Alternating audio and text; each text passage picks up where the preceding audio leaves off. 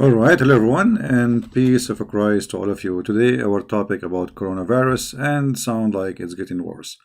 But for me, I have one topic always to speak about, even though we will talk about coronavirus.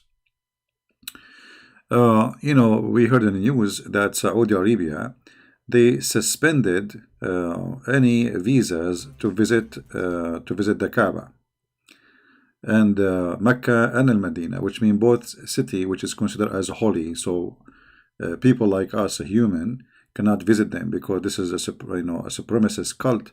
Believe that Muslims are clean and non-Muslims are filthy, dirty. Uh, Now it's very normal. I mean, a place where a lot of people go there to get infected. That's not really a big deal. But according to Islam, according to Muhammad, that that is impossible.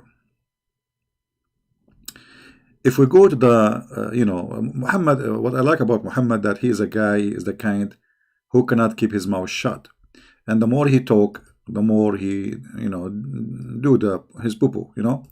So he talk a lot, and the more he talk, the more he do it.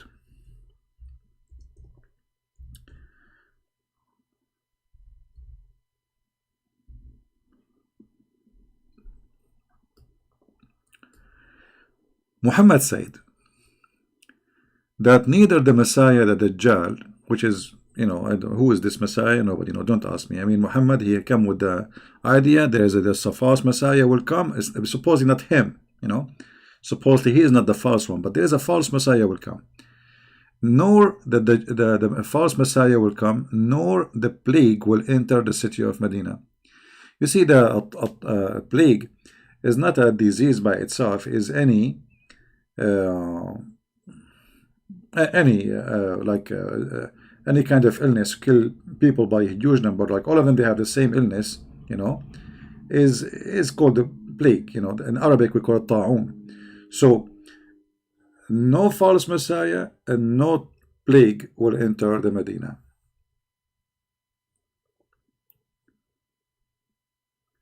In different hadith, Muhammad, he claimed that the angels are not going to allow that. There are at the approaches of Medina angels, so that plague and Dajjal shall not penetrate into it. As you see.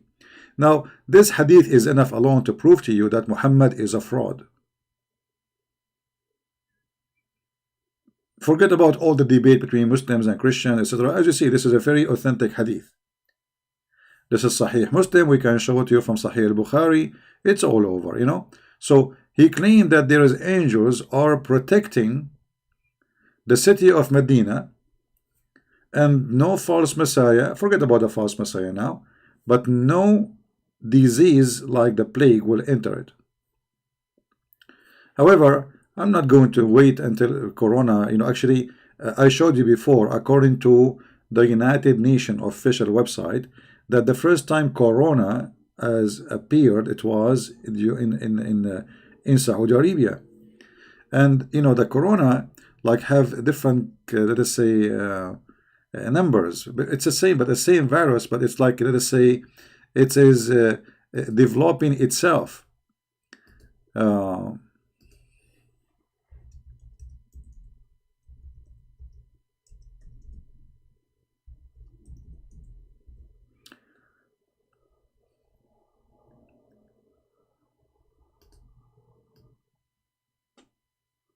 Let us see.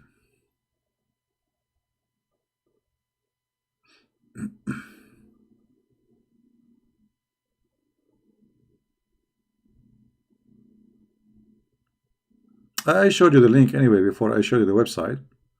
Now, one of you, he sent me email, says this is not about the same. No, it's the same, because all of those, they have numbers, they number them, because this the same virus is changing its structures, depend in the let us say treatment he got.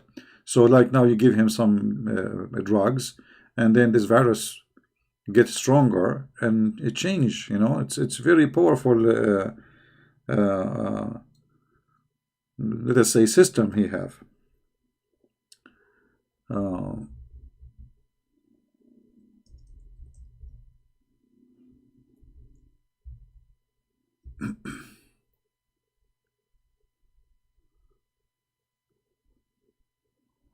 Let us see.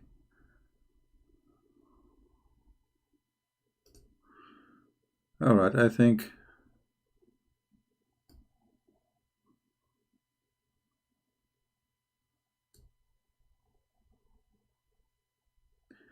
Yeah, you see here, this is the World Health Organization. This is United Nation. This is United Nation. You see here, they call it coronavirus, MERS, because simply this is Middle East coronavirus. First time appear, it was in Saudi Arabia, 2000. In the I think that 1912, I think, yeah, in the year 12. So, and they have about 2,102 cases. All right, 780 of them died. I mean, how come nobody speak about this? I mean, this is a huge number. 780 people died. And the rate of death is 37.1%. That means it is way higher than the coronavirus which we have in China right now. 31%. Do you see it?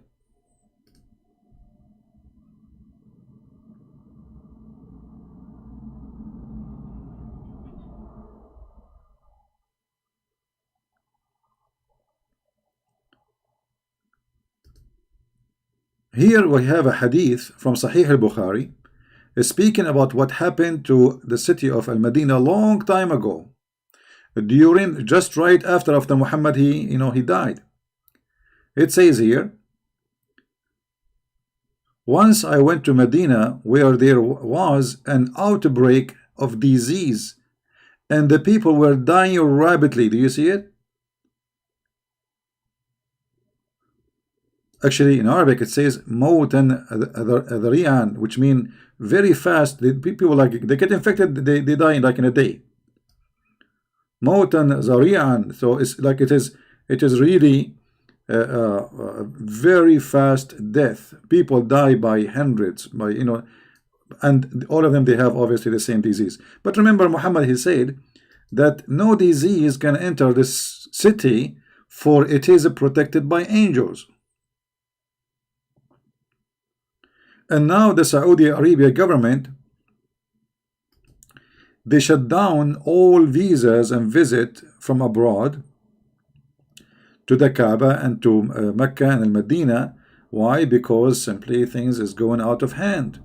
And if you Muslim believe that what Muhammad said, that angels are protecting Al-Medina, then you should not worry about Al-Medina. At least you should give visas to people and go like visit Al-Medina, because as you see, angels are protecting it there.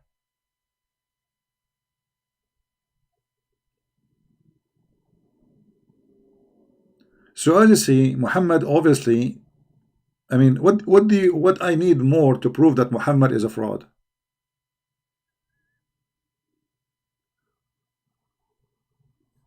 Don't use bad language in the chat, otherwise we will block your name, please. Anyone use the F word, we will block you. Anyone use bad language, we are here to speak about religion, and we are a Christian. If you have a filthy mouth, take a hike. If you cannot clean your mouth before you talk, take a hike.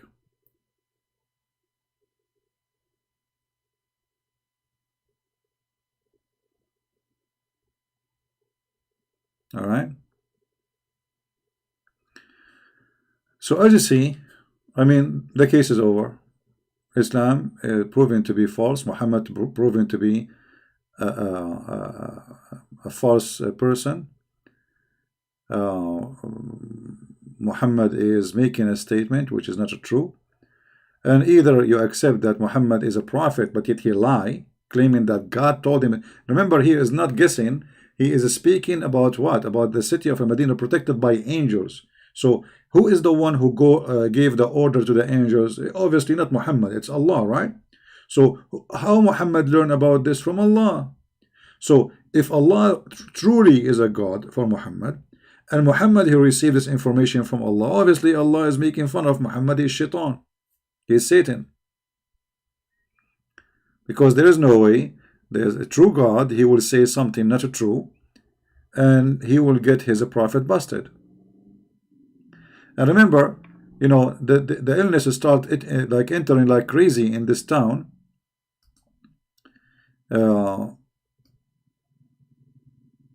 Right in the time of Muhammad. I mean, the guy, he was maybe still alive, or maybe right after he died. As you see, this is Umar, the caliphate. Umar is one of the companions of the Prophet. So if this is happening, it's going to happen either by the end of the life of Muhammad, or by, you know, when Umar was maybe the caliphate.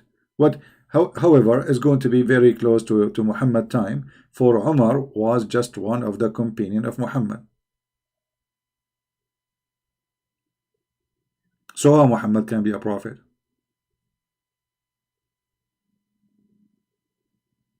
If I say to you that you know, my city, I am a prophet, my city will never enter it. If you enter my house, you are safe, no disease can enter here, and then after that disease enter. So isn't it a clear proof that I am not a true prophet? One of you, he said that one of the most Islamic Ustad, Sheikh in Indonesia, he says coronavirus is the army of Allah, and supposedly he sent me a link in Patreon. I could not, I got nothing. He told me like he sent it, but I checked my mailbox, I got nothing. But according to this Indonesian person, you know, the Sheikh, he claimed that coronavirus is an army of Allah. You know, if you remember, about 10 days ago, we made a video about Muslims celebrating and happy that China is infected, claiming that Allah is the one who is punishing China. Allah is punishing China, and this is why coronavirus is the army of Allah.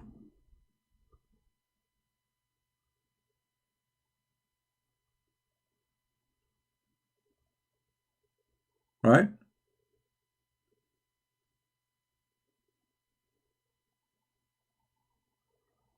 Yeah, I know, but I did not get the link, so I can show it, you know.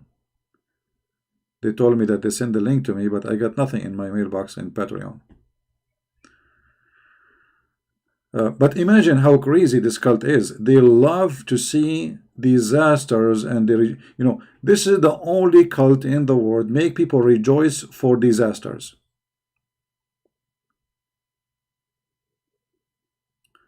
I remember when tsunami happened. At that time, I used to use Paltalk, chat program. The Muslim, they open a chat room, you know, praise be to Allah, Allah, he punished the kuffar by tsunami. And then they start posting, not only that, I mean, those people, they have something about them. They fabricated Photoshop. Let me find it.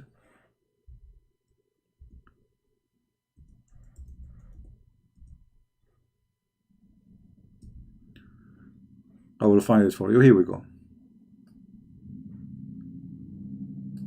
Look at this. They fabricated Photoshop, claiming that the glorious name of Allah appeared in the wave of tsunami. But at that time, they thought that this is hitting Sri Lanka. They don't know that it hit Indonesia. Allahu Akbar, brother, Allahu Akbar. They heard the news, Australian tourists die, etc. So they start celebrating, you know, and they did the Photoshop, and look, this is supposedly, this is Allah. How this is Allah come with them? This is Allah. But then later they find that the tsunami, the majority of people who died, as you see even in the picture, there's a mosque. If you look in the picture here, there's a mosque in the middle. And the Muslim at that, after the tsunami, after the disaster happened, when they found that they are stupid, they are just celebrating the death of Muslims, and then they start posting those pictures. Subhanallah, you see, brother, the mosque is the only place is not destroyed, because the mosque is built from concrete, the rest are poor houses. This is the money of Saudi Arabia. I mean, how tsunami will destroy a house from concrete? Tsunami is just a wave, will bring all the mud or whatever, etc. This is a house from concrete. If your house is made from wood, etc., will be drifted. But this is showing you the madness and the ugliness of this cult, where people, their heart became evil, celebrating the death of nations just because they are from different religion. This is exactly what happened in 9/11. They start dancing in the street, giving candies for people who walk in the street, because today is a victory day. 3,000 Americans get killed. And you can search the videos in YouTube, you will find it. Tsunami is the same. So they start celebrating Allahu Akbar, Allah, He punished the kuffar, etc. May Allah destroy them all. This is what they pray. And the Islamic prayer, by the way, in the mosque is about cursing, asking people to be burned, to be killed. There's a famous prayer that Muhammadan they repeat in the mosque when they are angry from somebody. May Allah freeze the blood in his nerve, in his vein. May Allah stop his mouth from breathing. I mean, look at that. This is a prayer. And everybody behind the sheikh, you say, Ameen. It is absolutely a satanic cult. And this is exactly what happened. Let me search for just 2 weeks ago, when we start hearing the news about this, the Muslim, they posted thousands of posts that Allah punishing China by corona.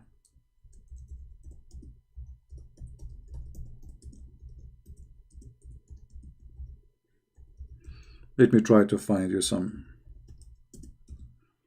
of the madness.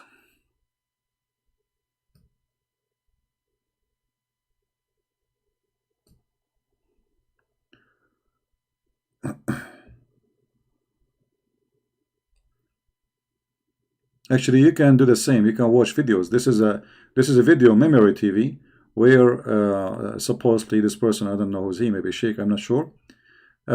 New Jersey Friday sermon. Coronavirus punishment to Chinese. Who is saying that? A sheikh in the mosque in New Jersey. May Allah punish them for what they did to our Muslim Chinese. Loses from coronaviruses.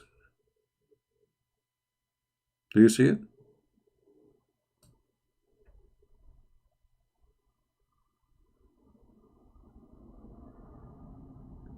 Such as a coronavirus outbreak is a punishment visited by Allah upon the epidemic in China. And they are praying for the death of every Chinese.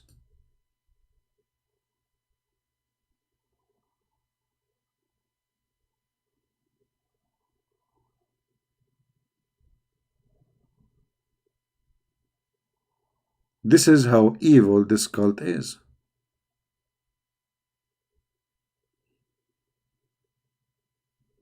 Singapore ustaz mean like supposedly a master teacher. They are copying the Arabic, which is stupid, because you cannot call yourself ustad by being a sheikh. Says coronavirus is Allah punishment against the Chinese for oppressing Muslims. You see it? All of those. Look how many. I mean, there's endless posts. Like, we can keep going forever. Okay, now coronavirus is coming to Mecca, coming to Saudi Arabia. Actually, coronavirus came first of all came to Mecca before anyone else. And here we go. This is United Nation. This is United Nation showing you that this has really happened. First time happened was in Saudi Arabia. During the Hajj time. Nobody celebrate. death unless he is sick. You see, when I hear that a disaster happened in a Muslim country, I don't dance for it. That is a shame. Those are people, they are human, they have a family, they have people who cry for them. They are not bugs. Islam make you believe that if you are not a Muslim, everyone else is a bug.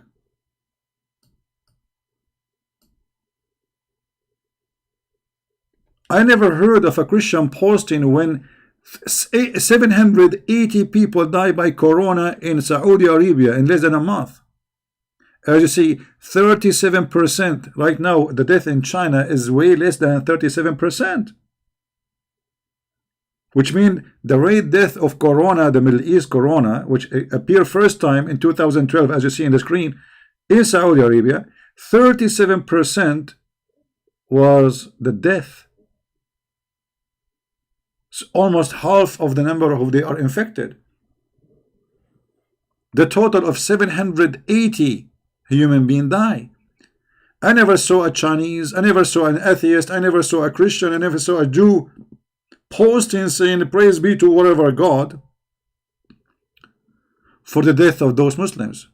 What a shame. This is the first time this corona appeared. It was in 2012. Sorry, I said before 19. Yeah, 2012. So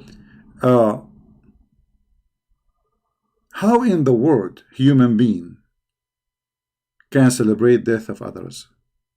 The answer is very simple. When you follow an ugly cult like Islam, then you do. And you see we have the proof in front of us.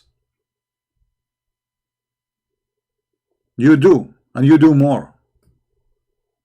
Guys, if you read Arabic, you will not believe it. Go and watch the videos. Like now there's a war happening in, let us say, in Libya, in Yemen, in Syria. Allahu Akbar, may Allah kill him. Allahu Akbar, brother, chop his head, brother. This is the religion, and everybody agree. I mean, nobody say this. What are you talking about? But because this is Islam. And then you will see a bunch of scumbags saying to us, Islam is peace. A bunch of scumbags, even those they claim to be Christians in our churches, I call them scumbag for sure, saying that Islam follow Abraham. Since when Abraham, he rejoiced for the death of people by disease? Is that what Abraham, he taught his children to do?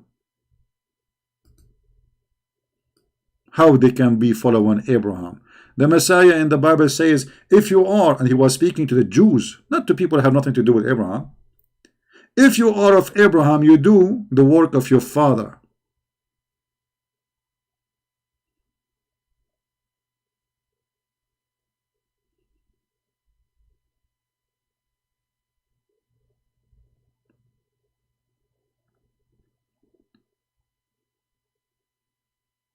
What kind of cult we are talking about?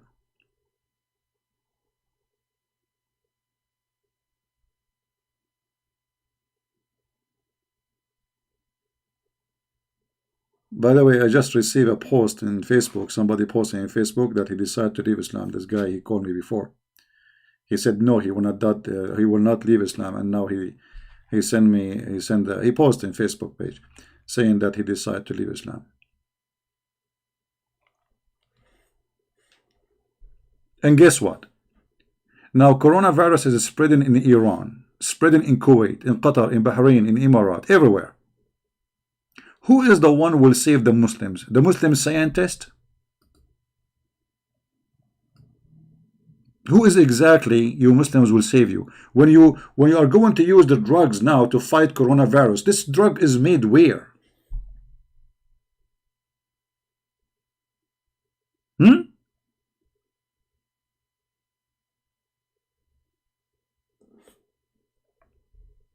From which country you are going to buy the drugs? Is it made in Mecca? Or maybe Allah, he will send it to you. So now you were celebrating death of Chinese. Here we go. Coronavirus is coming to your door. Get ready. And now you will kiss the hand of the Chinese to give you more information about the disease, and maybe they have a vaccine.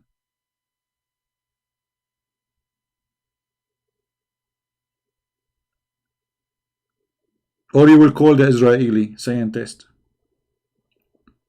The Prince of Emirat and the Kuwait, they invited very famous doctors from around the world. You know, money, a lot of money. You know, like, okay, bring him. We will pay him $1 million a day. Just bring him, okay, whatever he is. You know, famous doctors, but none of them is an Arab. And those are like scientists, not just doctors. I mean, like those are, because today you do not need a doctor really to fight the virus. You need somebody. He's a pharmacist. He can, he can do his own experiment and find a way to stop the disease. Because doctors, they just use what those who do work in the pharmacy business, let us say, scientists, what they make. Doctors, they don't make drugs. We know what the disease, so we do not need a doctor really to tell us what it is.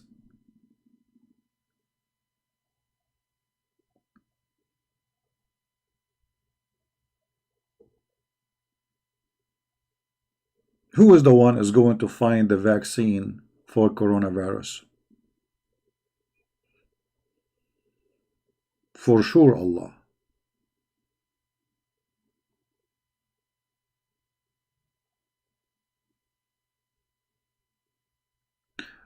And here I want to remind people about this virus. Actually, you see, this virus, we don't want to be the same as Muslims rejoicing for death. For sure, we cannot rejoice for death of any children, women, men, old, young, dying. I mean, this is ugly, but it is important to remember that life which is given to you can be taken from you in a second. You see, what happened to a human being, as long as he is healthy, he thinks he is God. And I'm serious about that. He thinks he owns the world. He thinks the world is under his arm, in his pocket, especially if you have money. You know? I don't want to believe in God. I don't care for God. God is a joke, etc. And then, when something bad happens, suddenly you will find this atheist crying like a baby saying God. Suddenly he remembers God. You see, the best time a human being remember God is when he is dying.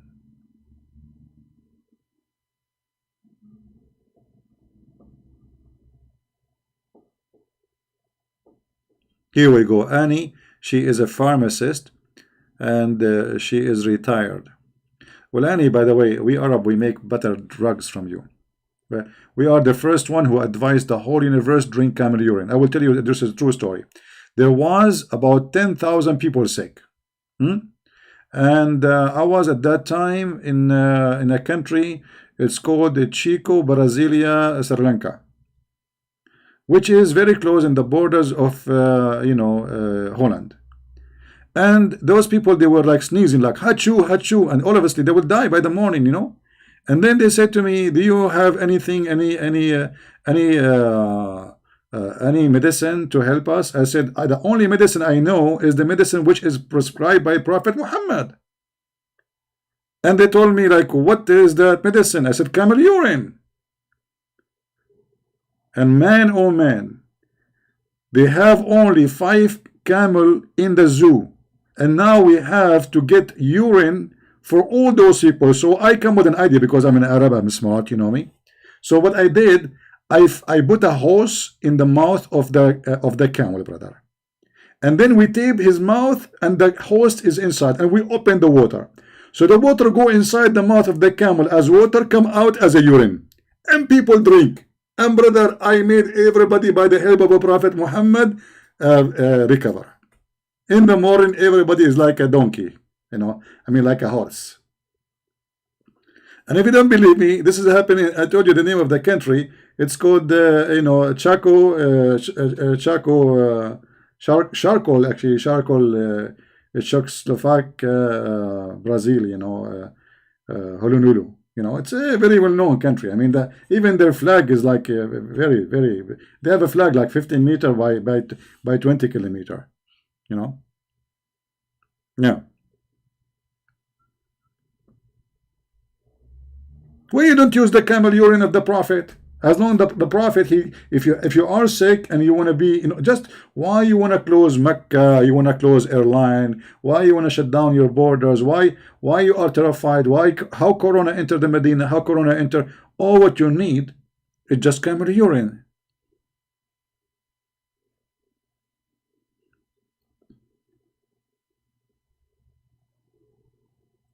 Hmm?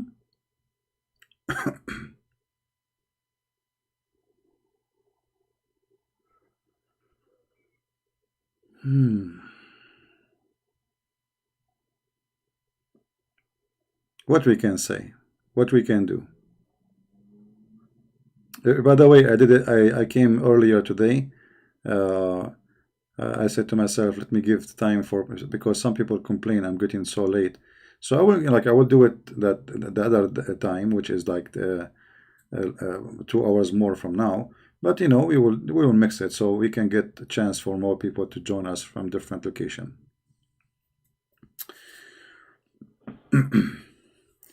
Iran VIP infected Saudi house pilgrimage from Israel. Okay, hold on. Do you know that even the health minister of Iran, I think, like he's an official, I don't know what his job, he got sick with coronavirus. I mean, it's really horrible. And the funny, those in those countries, by the way, even if the half of the population die, nobody will know about it. Nobody will know about. I remember there's a guy, his name is James White. I don't know if you know him. James White is a guy who lost his hair from reading too much. But he read too much, but he know nothing about Islam, about the Middle East. And yet he wanna open his mouth and when he teach about the Middle East. So when he speak about the Middle East, he do poo-poo. He literally do poo-poo. So James White in one of his videos says that the Middle East was saved from the plague while the plague was eating Europe. I mean, what this guy is talking about? Let me tell you, my friend, why nobody knows about the plague in the Middle East, because it's not important. Just before the oil discovery, nobody even knows what is in Saudi Arabia. Nobody even remember where it is located. Since the oil came, you know about them. Before that, nobody talk about them. So Europe is the center where civil lives, philosophy, scientists. So when a disaster happened, everybody write about it. But when something happened to the Middle East, there is people write about it, but you are not the one who can tell us that did not happen. As you see, even the Abdul, they wrote in their books about disasters in the middle of the Islamic cult, cities. This is the city of Al-Madinah. People were dying by thousands. And then this guy, he says to you, the Middle East was saved from plague. And I don't know what he said after, I forgot what he said, the reason.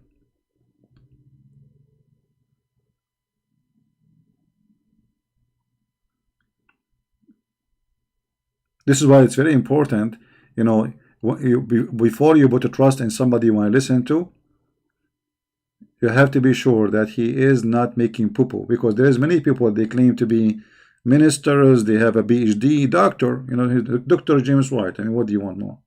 Doctor, that's it. But you see, doctor doesn't mean he know anything. Actually, I noticed that those who hold a degree is the last one to know. I have a degree in Islamic law, but I did not learn about anything about Islam from my degree. My degree in law have nothing to do with Islam, actually. Why? Because they teach you, if this happen, you do this. But this is not Islam. Islam, you can read the garbage. They will never show you the garbage.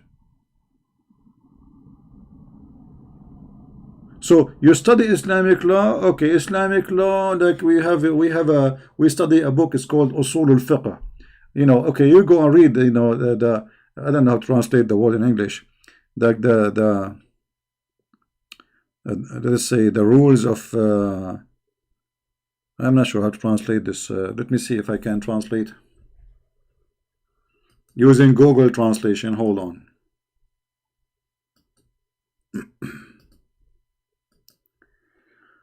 Google Translate.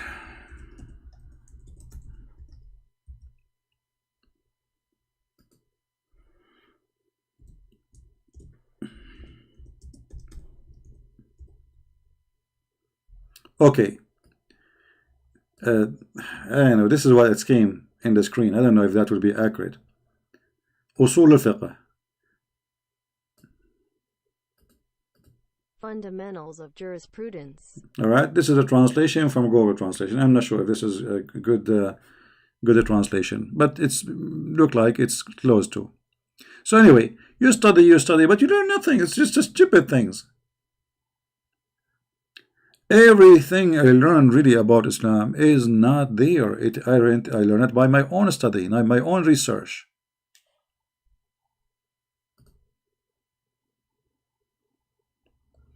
How about Ravi? I don't know Ravi, my friend. I'm not talking about Ravi. I'm talking about a guy. He say something about Islam. He do poo-poo. James White, he said once, anyone who say Islam as all is ISIS, he is lying. Islam is ISIS. Actually, the true Islam is ISIS. So this guy, he's proven to me that he's an idiot when it's come to speak about Islam.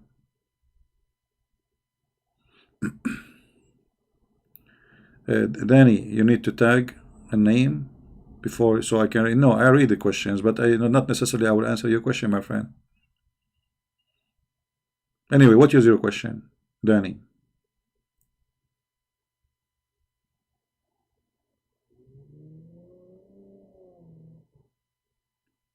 All right. Hey, Dominic, how are you?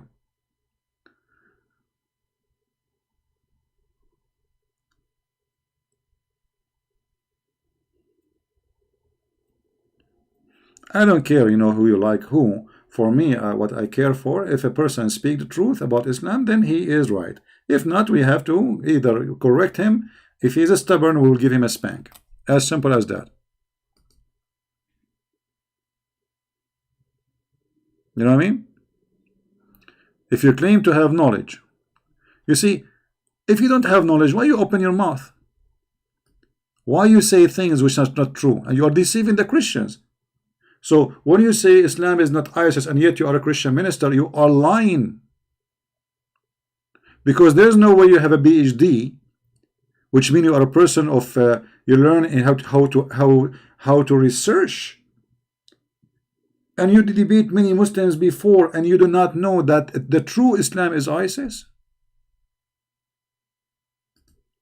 Isn't it Muhammad? He says, I've been ordered to fight and kill all mankind until they convert to Islam. So is Muhammad ISIS or not? So how you say the one who says Islam is ISIS is a liar? You see, when he's saying that, the Muslim, they use it against us. Because he's a very well-known Christian minister. I say, look, here we go. They use his video to promote lies. Is that Muhammad or this is the neighbor?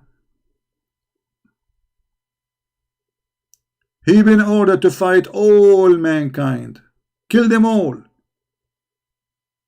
unless they convert to Islam.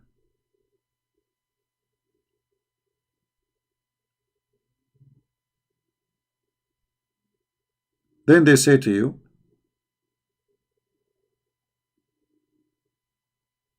that ISIS is not Islam.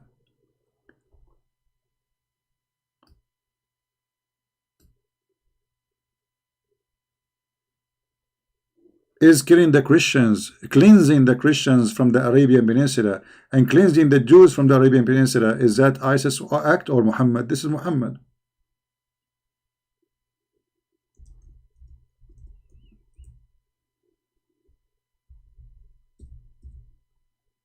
Is that Muhammad words? The messenger said, if I live, if Allah wills, I will expel the Jews and the Christians from the Arabian Peninsula. How he will expel them? By the sword. Kill whoever he can kill, and the rest they will run away. And then they say to you, you will get someone who claim to be a Christian minister, that Islam is not ISIS.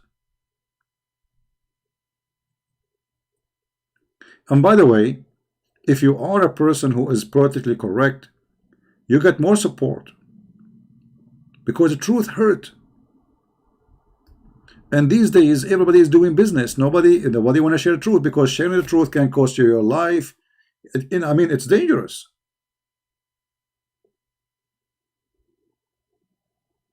Even Muhammad, he ordered the Muslims. He told them that you are the best of mankind. Islam is a supremacist Arab cult.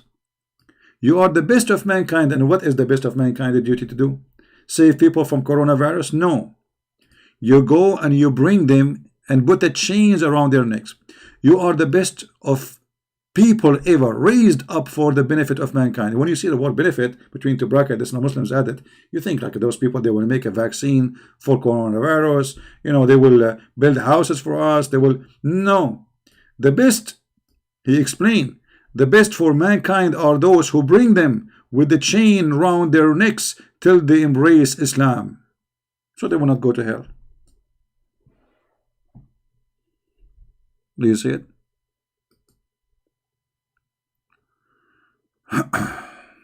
I am an ex-Christian.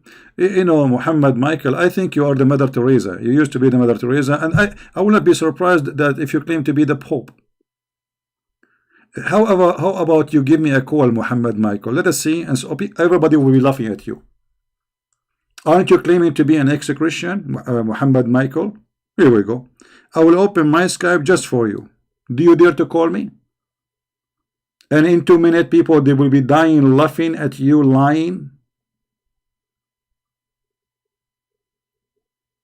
Hello? Do you dare? Maybe you can make me Muslim too. Maybe you can make me ex-Christian. I open my Skype for you. Do you dare?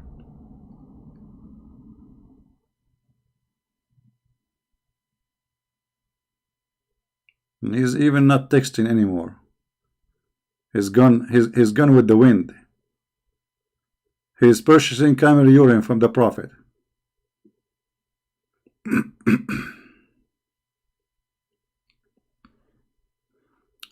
Muhammad, fiction or fact? Doesn't matter, my friend. If he's fiction or fact, that will not change anything. I don't focus on those things. I focus in getting Islam busted. You know what I mean? Focus in the head of the snake. And now you see, the second I challenge them, they die. Focus always in the head of the snake.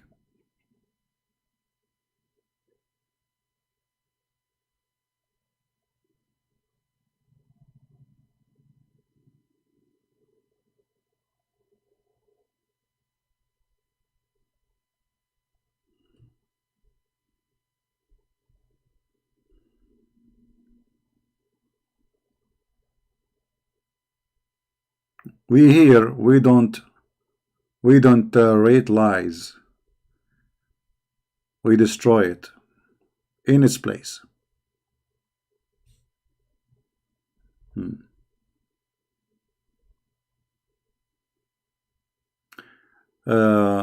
Someone from this okay, yeah, he claimed that okay, you see, I will tell you a story. I wish at that time I have a recording program to record it, because you would die laughing. A guy in a chat room, the Muslim, they invited a lot of people. Chat room, kind of like a Paltalk, they have a paid chat room. It can fit up to 1,000. Imagine 1,000. You see, at that time 1,000 is like now. Like now we have 581, and we are not like, not really busy, because I'm not coming in the time I used to come. But they have more than the chat room you cannot have more people inside. Why? Because they get the Pope. The Pope converted to Islam. And look what the story is. This guy, he claimed to be that he was the Pope of the Catholic. And he is an Egyptian. I never heard of a Pope as an Egyptian. Since when? And then, brother, he converted to Islam.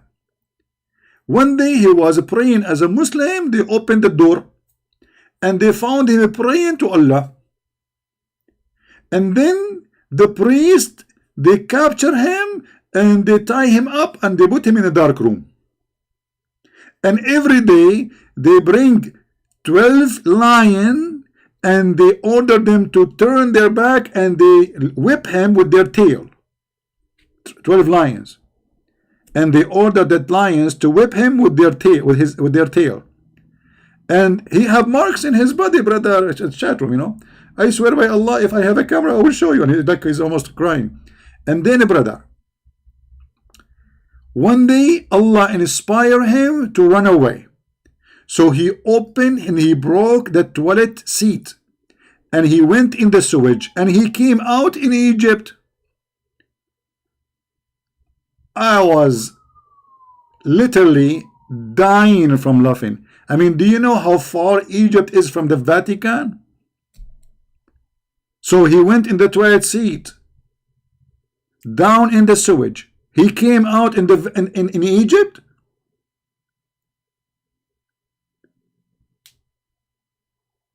I mean, look like there is a sewage connected directly. All excuse my language. Look like all the shit of the Pope is imported to this guy in Egypt. And the Muslim in the chat, Allahu Akbar, brother. Allahu Akbar. May Allah bless you, brother. We are sorry for your suffering, brother. I mean, nobody noticed that this guy is a fraud.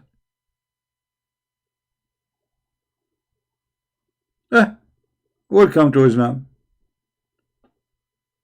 Right?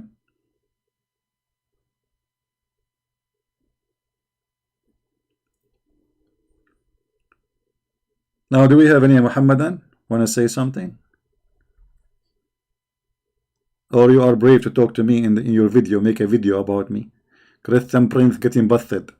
Or if you get me busted. I never saw a Muslim don't get me busted. Actually, I bought a glue just to glue myself because I get busted every day. I mean, like, and I know I am #1 buyer for a glue from Amazon.com.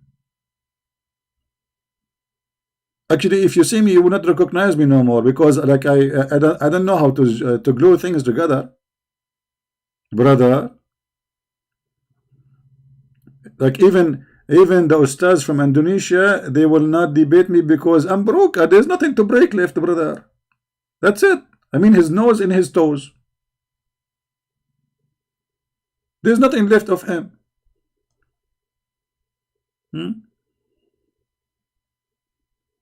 I am soon I will be out of it, you know, like this is why people they are making donation, brother. Like, do you think the donation is made by the Christians? Can I spend it for something useful? No, I'm buying glue, brother. I buy glue. I go to home, like in Home Depot, they knew me. They say that the guy who buy glue. I go to Walmart, they say, okay, the guy who buy glue. You know, even I wanted to find a wife to get married from, and then I don't know how she said, "Are you the glue guy?" How in the world she found out? I don't even have a picture in the profile. Unbelievable.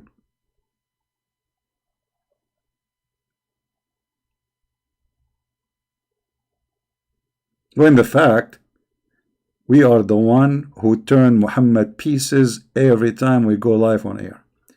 When the fact is we are the only one who open our Skype and he say who dare. That is the truth. We should pray for Muslims. My friend, pray for the Muslims, pray to everybody. But if you want to help the Muslims, it's not by praying for them alone, because prayer alone without work, this is what the Bible says. Faith without fruits is a false faith. So those who say pray to the Muslims but yet they don't want to do anything, I mean, okay, how you will save them? What do you mean pray to the Muslims? You see, did Jesus pray to save us, or he come to this earth to save us?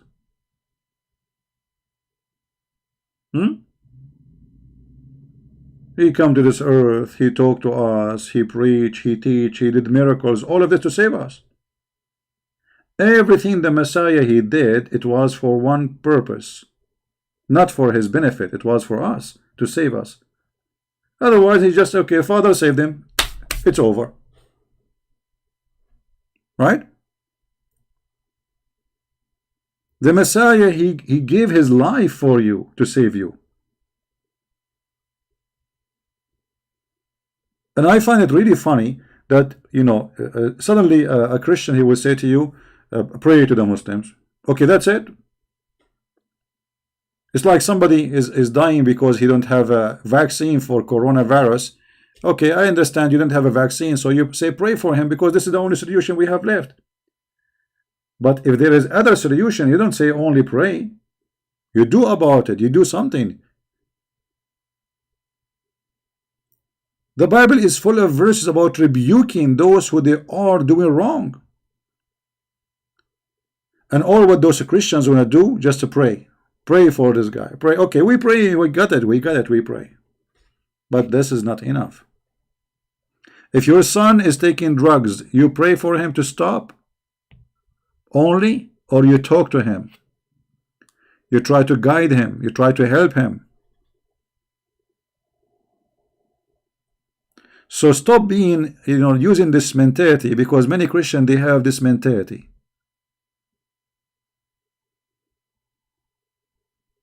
They think Christianity is just about praying for others. That's not true. It's like saying somebody, he is dying from hunger and you pray to God to feed him. You feed him. The Messiah, he said, I was hungry and you feeded me. I was thirsty and you gave me water. I was a prisoner and you visited me. I was a stranger and you took me in. He did not say and you prayed for me. I was a prisoner and you prayed for me. I was sick and you prayed for me. I was hungry and you prayed for me. No, he said, and you visited me. You took me in. You did an action. That is the teaching of Christ.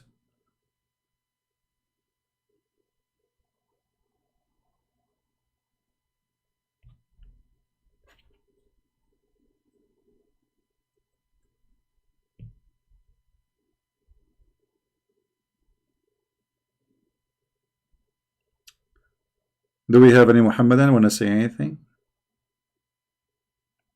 So,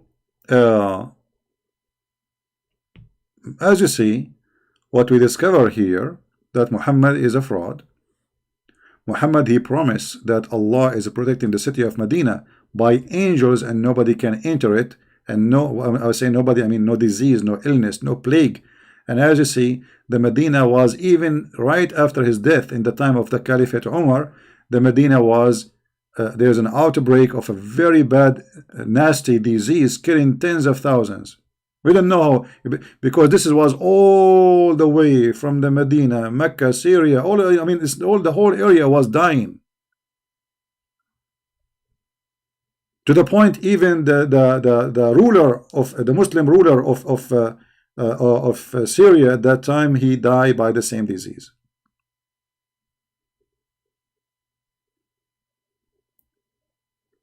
And then when we have a virus like this corona, and instead of Muslims, showing some support for a human being, you are a human being. Forget about your religion now. No, they cannot. And instead of being a human being, supporting all those, I mean, how many people they lost their father? Maybe they don't have anyone to feed them now. Nobody to take care of them. I mean, maybe he is the only one. He is responsible for the family. What we do, instead of feeling sorry for them, we celebrate even tsunami. We make thousands and millions of posts in YouTube, in channels, sheikhs talking that they believe that Allah is the one who punishes China by sending coronavirus. But there's a lot of Muslims in China too, you idiot. And now China is coming to your door. It's all over Iran. It's all over Kuwait, Bahrain, Saudi Arabia. It's all, and in the Middle East. This is something about Middle Eastern countries and government. In the Middle East, if there is one, if there is like 1,000 people die, they will say half one. Do you remember once I made a video about those who die in the Hajj? They walk in the top of each other.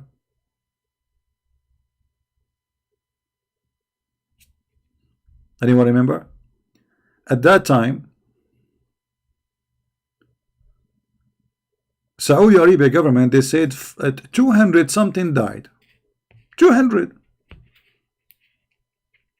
I made a video, I says, well, if the Saudi are saying whatever like number, it's going to be maybe 4 or 5 times, it's going to be maybe 2,000, etc. I don't know really what's happening there. And later we found that more than 5,700 died. Yet they say 200 people. 5,000 people, 5,700 people died, and you say 200. How the 5,700 became 200? And remember, those are, many of them, they are foreigners. They have to be sent to their country, which means you cannot hide it. They are not like local. We can just bury them and nobody will know. So when they say to you, we have 10 people dying from corona, that means they have maybe you know, 1,000. That's in the Middle East.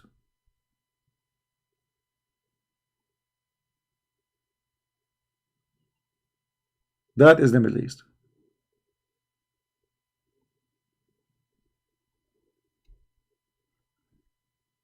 The one who's asking Muhammad why he walked away from Jesus, my friend, those are liars. They are angry from my channel because a lot of Muslims leave Islam because of my videos and because they call me. So they come here to say Christian Prince. They are liars. Don't take them seriously.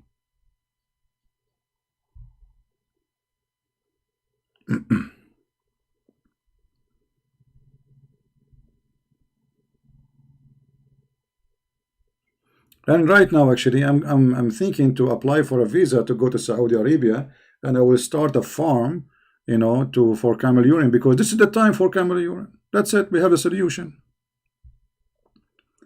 This is Allah advice, and this is the medicine of Allah. Who need medicine? Who need doctors? Just camel urine. We have actually not only camel urine, we have honey, brother. Honey, brother. Ajwa, brother. You eat 7 ajwa, brother. I mean, look at this guy. He told the Muslims, if you eat 7 ajwa a day, ajwa is a palm date fruit, 7 of them. No poison can kill you, and no black magic can hurt you. What black magic? I mean, how in the world black magic will be stopped by food? I mean, do you see any connection? Like a black magic, in order to be stopped by a food, it have to be something we eat too. If a black magic is true,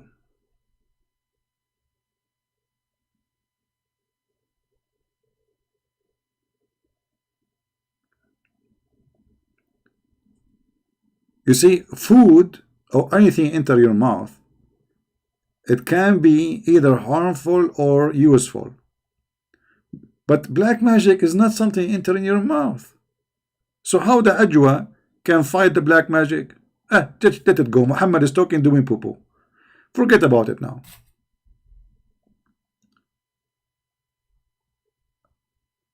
But how ajwa, if you eat 7 of them, no poison can affect you? Who's a Muslim want to try that? You know, the Muslim, they say, the Bible says that no poison can kill the Christians. There's no way that the Bible is saying that, as you understand, because Jesus himself, he was killed in Christianity. Jesus himself was killed, the Lord of the Christians. So obviously the verse is not what you are trying to say. The poison is that nobody, Jesus, he said, they can kill your, you know, they don't be afraid of those who destroy the body. Be aware of those, or afraid of those who destroy the soul or the spirit. So for us as a Christians, no poison can kill us, which means no poison of the devil, poison of Islam, poison of cults, poison of the world can kill us, because our eternal life is guaranteed by believing in the Messiah. Because the poison is you poisoning your head, believing in the virgins, private parts, gold and silver in heaven. You know, you Muslim, you made God a pimp house, you know, his house. But as you see, Allah Apostle said, if you eat 7 ajwa a day, every morning, you will not be affected by poison and magic. And guess what? Muhammad himself was affected by both, and he died by poison, not only affected. According to Muslims, Muhammad was affected by magic, and to the point he was not, he imagined himself having sex, but in fact he was doing laundry. And Muhammad, he died by poison, as Aisha reported. So look at the fraud. He taught us what the medicine, but yet himself he infected by both, and he died by poison.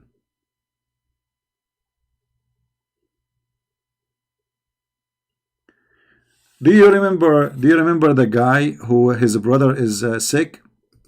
Who remember the hadith? Let me see if I can find it in English. There's a guy, his brother is sick. So he came to Muhammad and he told him, my brother is sick. Muhammad told him, go and let him eat honey. Okay. The guy, he went. And he came after a few days. He said, my brother is getting more sick. He told him, I told you to make him drink honey. I said, I did that. He's sick. He's getting more sick. He went again. Few days more, he came back. The guy is obviously dying, Here we go. I found it. Look at this story, how hilarious it is. A man came to the Prophet and said, my brother has got loose motion. Not loose motion. The Prophet said, let him drink honey. The man again came and said, I made him drink honey, but that made it worse. The Prophet has said the truth. The Prophet said, Allah has said the truth, and the belief if your brother has told a lie. Have you ever heard of such a doctor?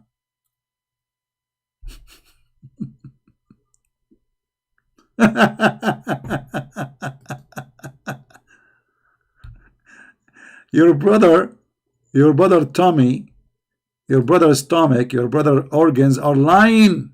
Allah told the truth, which means he claimed that the honey medicine is coming from Allah. Allah told him to give you honey. In different hadith, by the way, they say that the story is longer, and they say that this guy, he recovered. Look at this. It says here, a person came to Allah, Apostle told him that his brother balls were loose. Thereupon the Messenger of Allah said, give him honey. So he gave him honey, and then he came and said, I gave him honey, but it was only made his balls more loose. He said this 3 times. 3 times. Which means he came 3 times. He came already 3 times to Muhammad, saying to him that the guy is getting more worse. And then he came in the 4th time, 4th visit. And the Holy Prophet said to him, give him honey. He said, I gave him honey, but it only made him go worse. Whereupon this, Allah Messenger said, Allah has spoken the truth, and your brother boys, they are wrong. So he made him drink honey, and he was recovered, brother.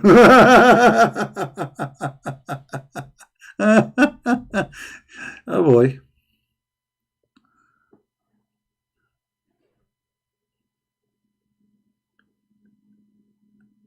Don't go to a Muslim doctor. He will say to you that your stomach is wrong.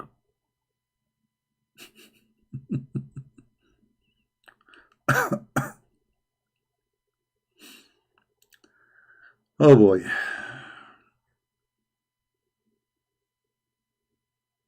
That's science. First time he's not working. Second time is not working. Third time not working. Fourth time not working. But at the end it worked, brother. It says here he recovered, brother. Can you deny it says that? We do not know if, you see, in different hadith it doesn't say that. I think this is addition. Because if you look in the Arabic, it says here This is the conversation of your prophet. Your prophet never say فَسَقَاهُ فَبَرَأ. This is something addition. From here to here, this is the statement about Muhammad. That's it. The rest is addition by Muslims.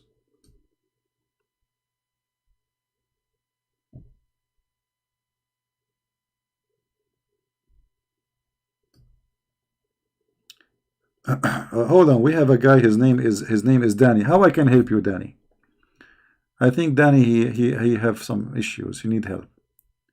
Danny, there's something I can do for you, my friend. I'm trying to find what you are posting because I see your people are somehow upset from you. So do you like to say anything to me, Danny? This is your opportunity. Here we go. I'm just looking at your, waiting for your text. Do you want to say anything to me?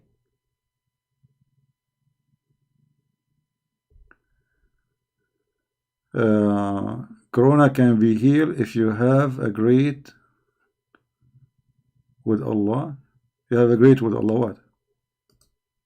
So how Allah did not heal Muhammad? He died by poison like a rat.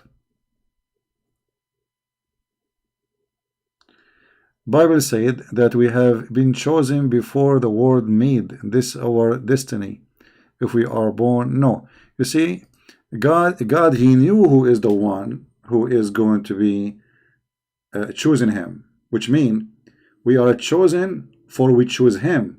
That's why the Messiah said, not everyone says to me, Lord, Lord, will enter the kingdom of my Father, but the one who do His will. So, do God have a knowledge? He do. But who is the one who made decision to do the will of God? It's us. So, we are chosen for He knew us. The Messiah, He says, I know my sheep and my sheep, they know me. So if you want to speak about Christianity, speak about Christianity as the Christians believe, not as your fantasy is. You can go right now to the bedroom, close your eyes, and imagine Christ saying that. That's mean we are, we are not Christian. Really, He made us. That's it. Before He created us, no Christian believe in that. That's why the Messiah said, "Not everyone says to me, Lord, Lord." Here we go. The other Christians by name say, Lord, Lord, by name, but they don't do the will of God. They will go to hell. Not everyone, but the one who do His will. So what is the requirement? Is to do the will of God. That is you doing the will of God. So don't make up stories and try to explain things as you wish. I thought you said I don't say anything about Islam from myself. Only read your scholar. So you are saying scholars add words? Are you a joke? Okay, hold on. This is a response to you, because you are the Muslims. I will give you an example. We have a guy. His name is Fifi. I was reading a hadith. I said Imam Murrah. He said there is no Imam in Islam. His name is Murrah. There is no Islam in Murrah. And then a bunch of Abdul like you, and you are one of them, come here and you post, there is no one in Islam named Murrah. We never heard of a scholar named Murrah. So look at you, how hypocrite you are. When I show you your scholar saying something, you yourself, you reject them. All what I said here, this is addition by the one who report, not your God, Prophet Muhammad saying that. How I am not saying, it doesn't say that, CP. I'm saying that it's not your prophet said that. And now let us see, as long you remind me of this Murrah. Stupidity is a must. You go and watch Fifi and Susu and Mimi. He never heard of Murrah because he's a donkey. There is no Imam, his name is Murrah, brother. This is the book of Al-Bidayah and Nihaya. And the funny, I show it in the screen. I mean, I'm reading from the screen. And this, you get the idiot. And those Abdul, they believe what he's saying. Actually, I don't think even they believe. I think they agree just because he's saying whatever he's saying. He's just attacking Christian Prince. This is the Al-Bidayah wa Nihaya for Ibn Kathir, volume number 1, page number 128. Does it say Murrah? No, CP. It doesn't say that, CP. Who knows Arabic? He can call me right now so we can read together. Hmm? Any Muhammadan?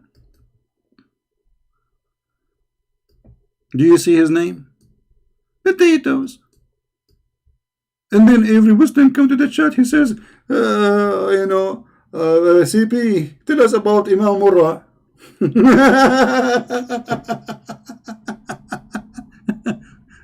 In China, and still I like the Chinese after whatever Corona, I mean, this is just a disease, can happen anywhere.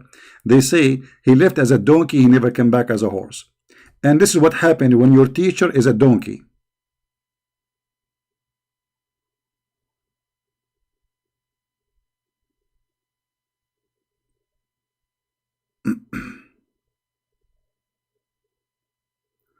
Okay, this is even worse. If he is not an Imam, then why Ibn Kathir reporting from him? He is higher than Imam actually. Because look, the one who is reporting from him is the highest of Islamic scholar. So when my name appear, let me translate this page so everybody will laugh. Shall we?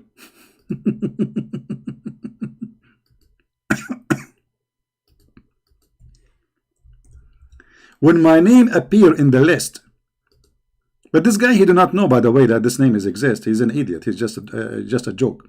Let us translate to English. Why is translation is not coming? Translate to English, okay.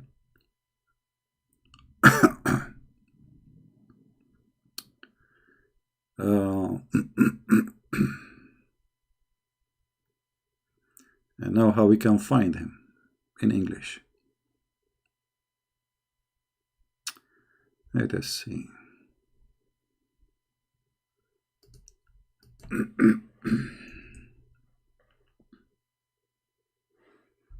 Potato word.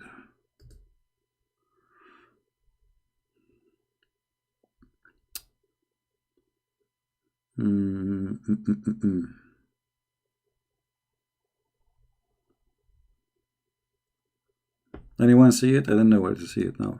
This is the English translation.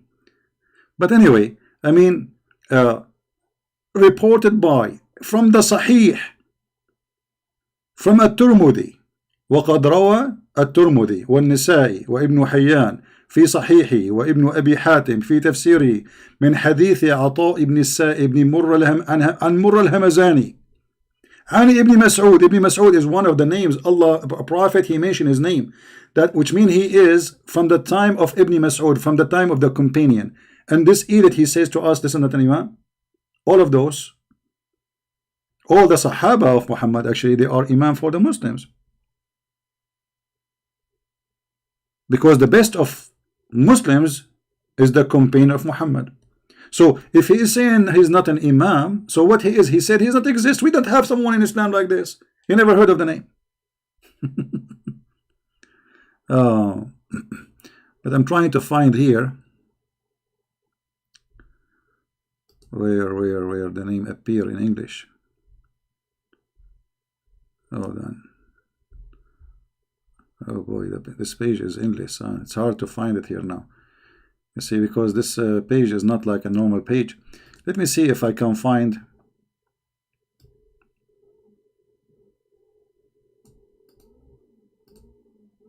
different page which is smaller. Anyway, they are a bunch of jokers.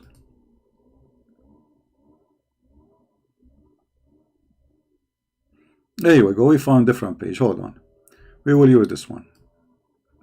This is different book. It is Siyarul A'lam, volume number 4, page number 70. The good thing about this page that it is small, so a translation will not be make us lose where to find it. Now here we go. His name is in red.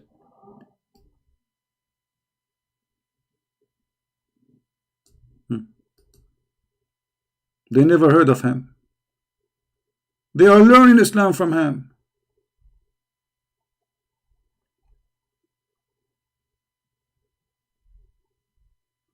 Look, the name here is gone in translation. So his name is Murr al-Hamadani. You know, we saw how he prayed, etc. Blah blah blah blah blah. He never heard of him because he's the, you know, that's why they don't dare to call me. Potatoes, spanking time. Anyway.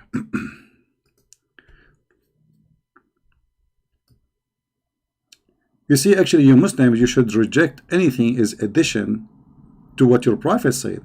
Did your prophet say that? No. So why you are adding it? You are reporting hadith. You are reporting a hadith, which means you are reporting what your prophet said. What the guy said to the prophet and what the prophet said. Why you are adding at the end this? So he made him drink. Obviously, there's somebody. This is not your prophet saying that. So I just said, this is your prophet saying that? No. You Muslims added. Because different hadith doesn't say that. Here we go. If we go back. All right. This is al-Bukhari. This is the hadith as it is, word by word. Where is it says that he made him, he recover? This is al-Bukhari. What happened? How come it's not here? Because Islam is a fraud.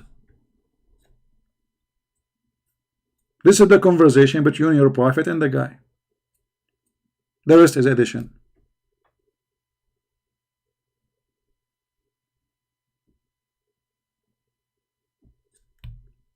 Any Muhammadan?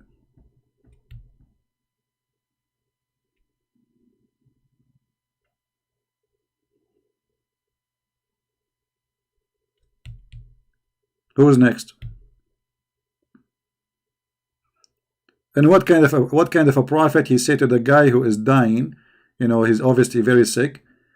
And you know how somebody told you I have a pain, you give him honey. I mean, that's it. So Muhammad, he claimed that he is God told him, as you see. Believing in Jesus Christ is the will of God. You know, Jesus Christ is God himself, my friend.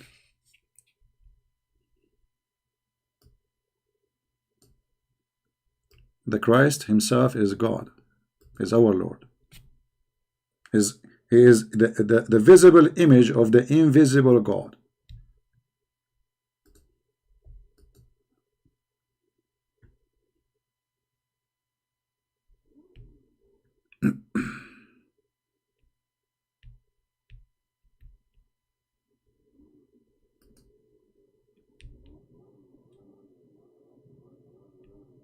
Any Muhammadan?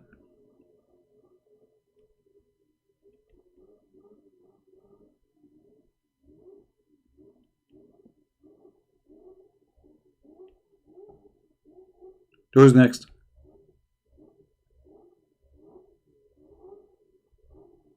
And as you see here, Muhammad, he lied. He says that the disease will never enter the city of Medina. Why? Because there's angels are protecting it.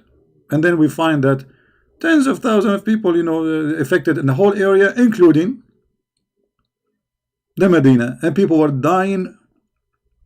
How many of you save this reference? Any of you save it? Right?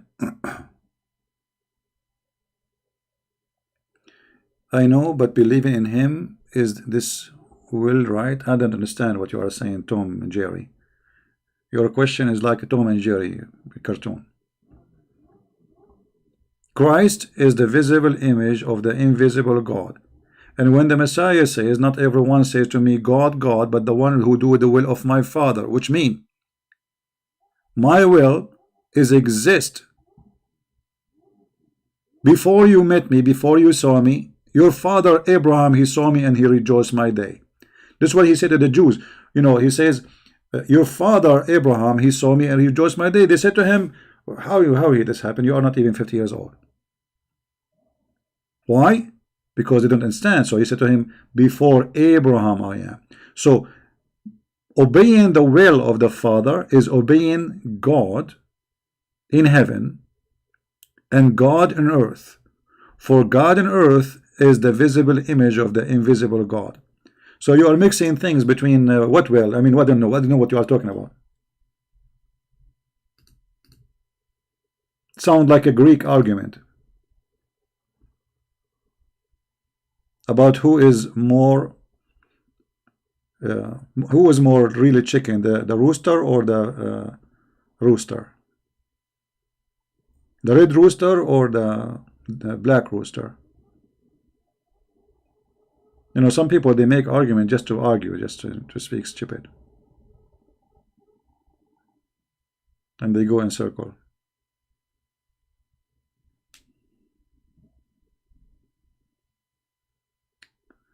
ZB, hold on. I think you are the guy who your prophet he spoke about in the hadith. Let me show you this hadith. Why you don't call us and be proud about your prophet?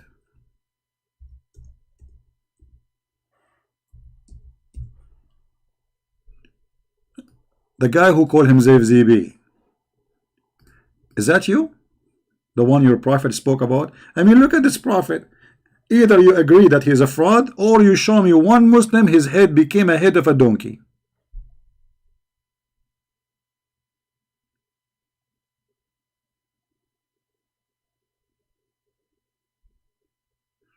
People who take what? DMT drugs can contact spirit. Are those spirit evil? Tom and Jerry, get lost from here. Sorry, I have to say that all get lost. What take drugs contact spirit? Go take drugs, my friend. Obviously, you're a druggy man. Somebody he take drugs, he contact spirit. My friend, a person he take drugs, he is lost. He's high. He's stupid like you. Because obviously the question is coming from somebody taking too much drugs. So now if I take drugs, I can contact spirit.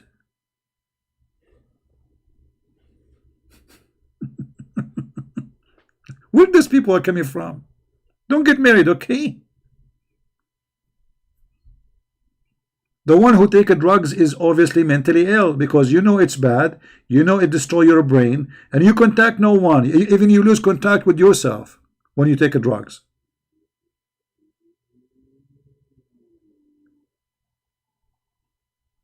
Crazy people.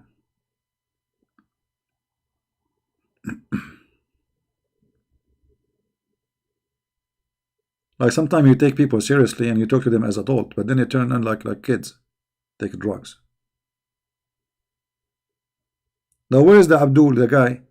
Who is a Muslim can show me one Muslim, his head is a head of a donkey because he raised his head before the Imam. Don't tell me after 1400 years, I can show you tons of videos from YouTube right now of Muslim raising their head before the Imam finish. How come Allah did not make his head of a donkey? Obviously Muhammad is a fraud.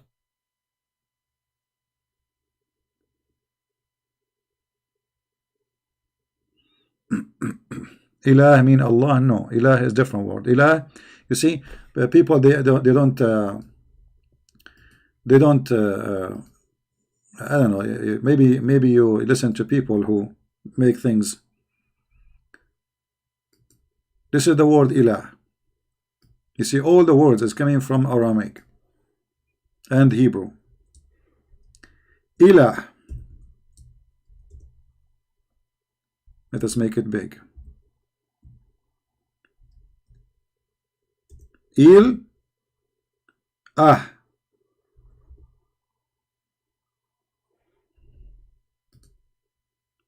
Il is God. The Ah here is like saying the God. That's a word by itself. Do you understand? Il is a word meaning God. So have nothing to do with Allah. Allah is like this. Al Lah. Al is the older version of Il,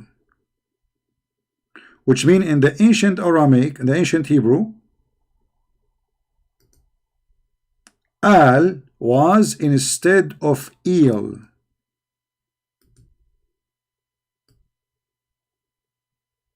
So if you read the old Hebrew Bible, you will find that Elohim used to be Elohim. Israel used to be Israel. Mikael, Mikael. Ishmael, Ishmael. Why? Because El was Al. It's just a word meaning God. So the language changed a little bit in the pronunciation, and the word El and Al both are a word meaning God. So the second you put the word Al before a word, that make it God. Whatever come after is the name. Do you understand?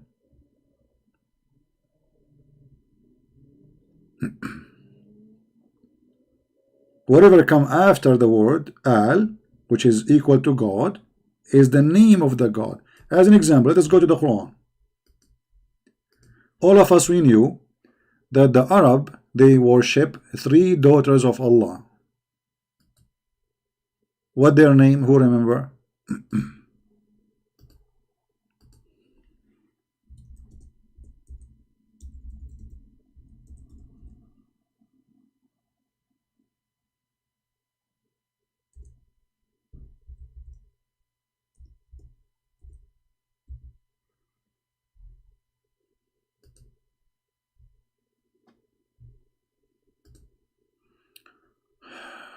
The same, I'm going there, Al-Masih.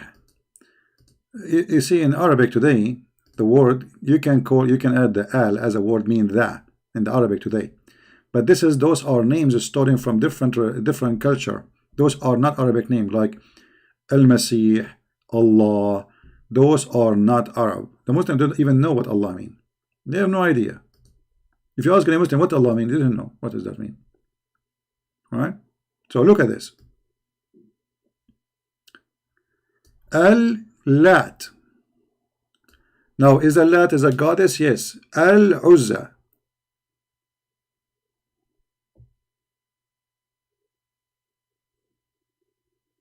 Al-Lat, Al-Uzza.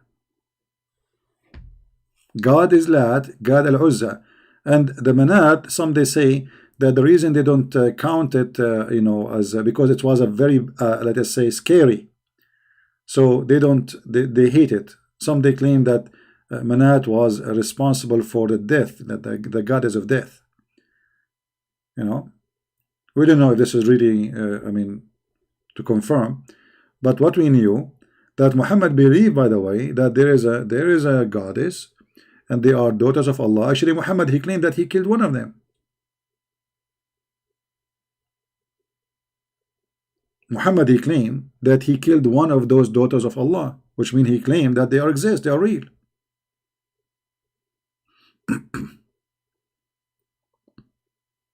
She is a woman who have dark hair. Muhammad, he sent Khalid ibn Walid to kill her. First time he could not find her to kill her. He cut only at trees, and then he came back. Muhammad, he sent him back. He says, go back, you did not finish your job. If you remember the hadith, we show it many times.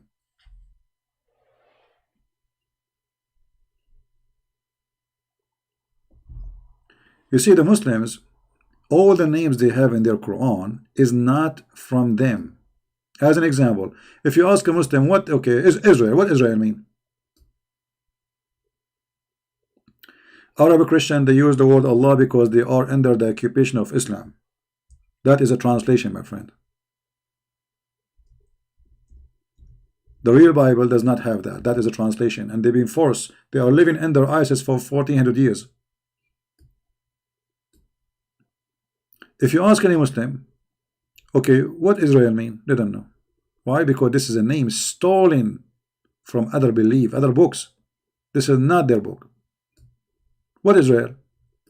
You will notice here, the Muslim, they think that Israel is a name. All of it. The fact Israel is not a name. Yes, it is it's a given name to a person, but it is a sentence. It's a description. It's not really a name of a person. It's a description for what happened to a person. El is the word God. Muslims, who's a Muslim who's listening? Who can tell us what Israel mean according to Islam? Anyone? They don't know. Why? Because Islam is nothing but a theft. It is not the original belief. It's a counterfeit. And the thief, he have no knowledge.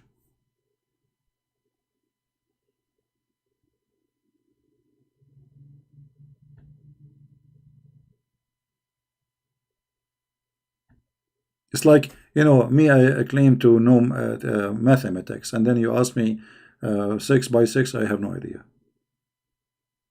Simple question. I mean, Israel, this is simple question.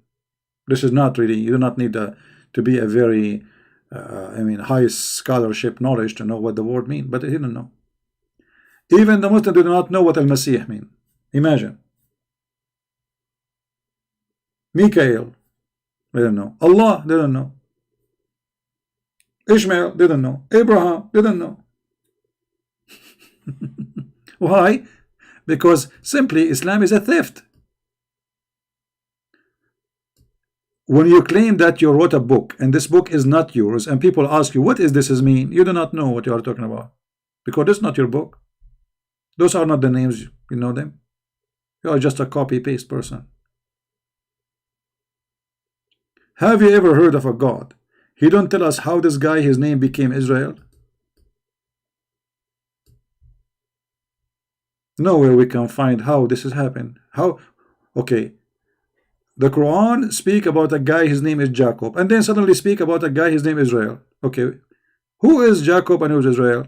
Okay, we know who is Jacob. He is a son of a person mentioned in the Quran, right? Okay, do you know what Jacob means? No. Now, who is Israel? Do you know who's he?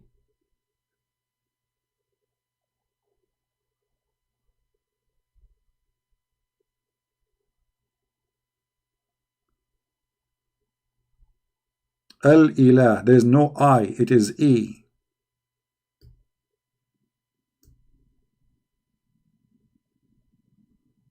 Why people are stubborn?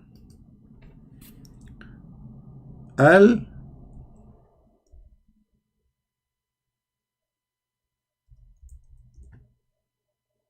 right? Ilah. They add ah, but the ah is very light, so it's not really, in the old language.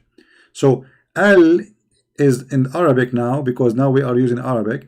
Al is a word meaning now the. Ilah is God, the God.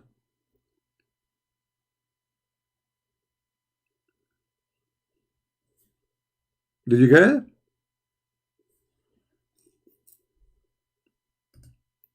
Al in Arabic today is a word meaning the. Al as a word in Hebrew and Aramaic mean God in the ancient Hebrew.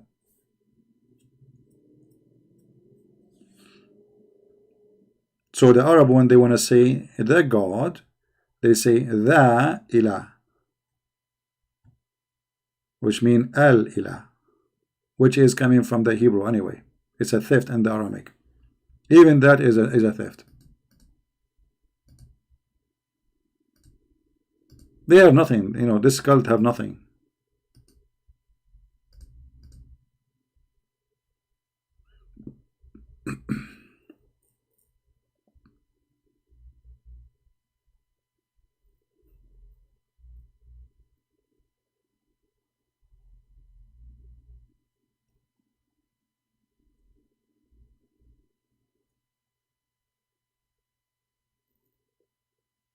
Do we have any Muslim now?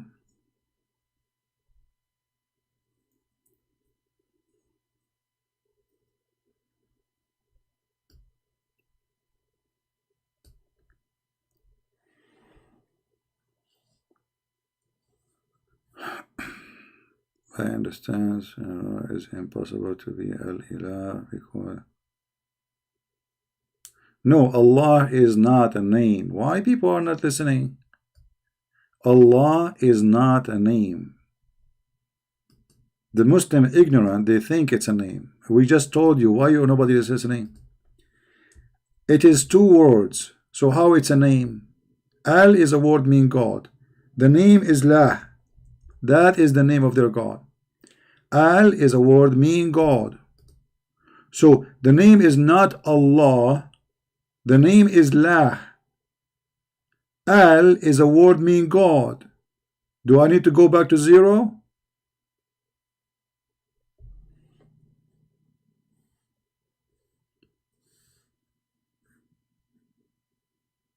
When you add, because this is not an Arabic word now. You see, in Arabic, al is a word meaning the. As simple as that. Al, you add it before anything. The house, the door, the man, the women. You add al. As long you are giving definition, who is he? You know him. All right. But this is not an Arabic word. This is a stolen word from different belief, different religion. So they stole it, but they do not know what it means. As an example, in the same chapter we are opening, look, they have here Torah. Okay, what Torah mean? Any Muslim can tell us what Torah mean? They don't know. Injil, what Injil mean? How in the world Allah He sent Injil to Jesus? Injil is a Greek word. You see a thief? The Muslim, they claim that Jesus was a messenger for the Jews only. Okay, how he is a messenger to the Jews, but he is giving them a book in Greek?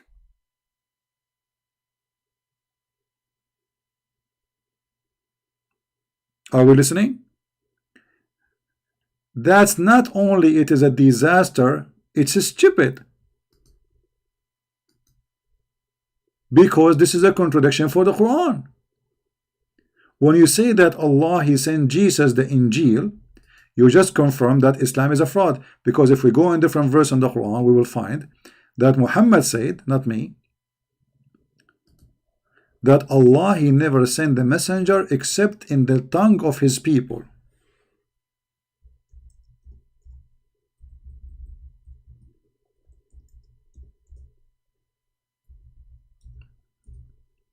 Are we following? Chapter 14, verse number 4.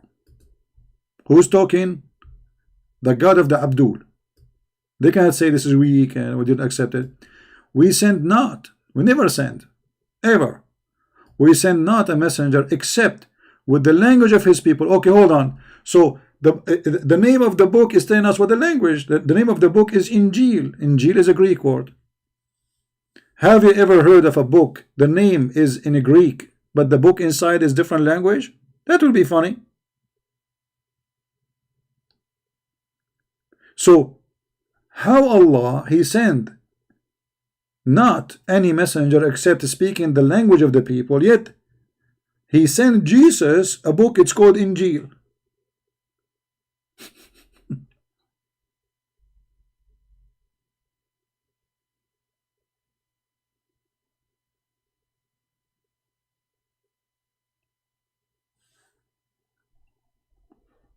Stupidity.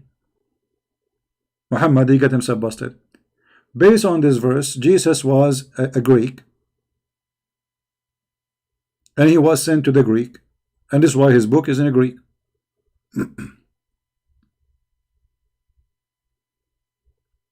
And the proof in front of you.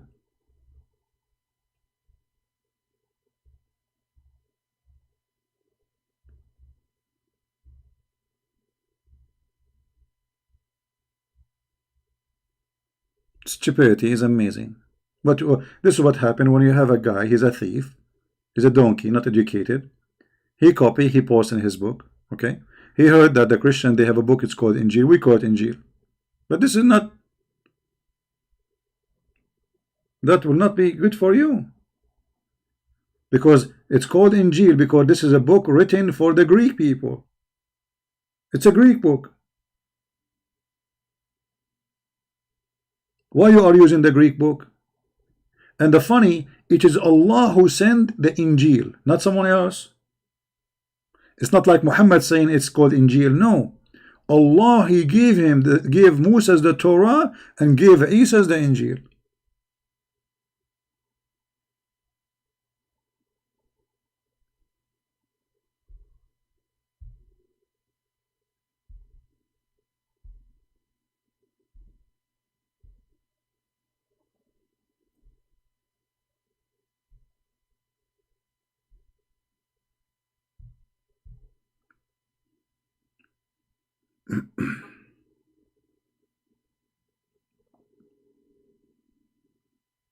Any Abdul? We are dry these days. I just get I told you like maybe 20 minutes ago, 30 minutes ago, that a Muslim, he decided to leave Islam. He posted that in Facebook, but still we are dry. Today I got only one person leaving Islam. I mean, this is really dry day. Only one.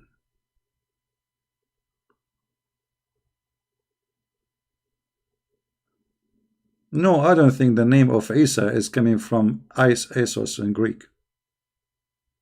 I don't think so. Because still there's a huge difference, you know. I believe that Isa is a son of a woman. Her name is Maryam. She is the sister of Aaron, which means he is the nephew of Moses and Aaron. If you go in the Old Testament, you will find that Moses and Aaron, they have a sister. Her name is Maryam. This is exact the same name as written in the Quran. And Muhammad himself, he mentioned in the Quran that Maryam is the sister of Aaron.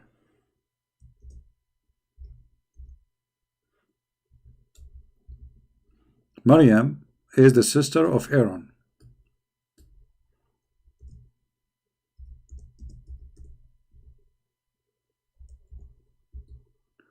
So obviously this idiot, he heard from the Jews that the daughter of the sister of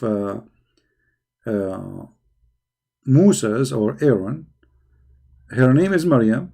He thought this is the same Maryam, and looked like they told him that she have a son. His name is Isa. So Isa is the son of Maryam, the sister of Harun.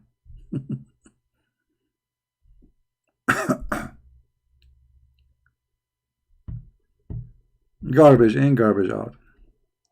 And you will find the mistakes all over the Quran. As an example, Muhammad, he think that Abraham, his father, is Azar.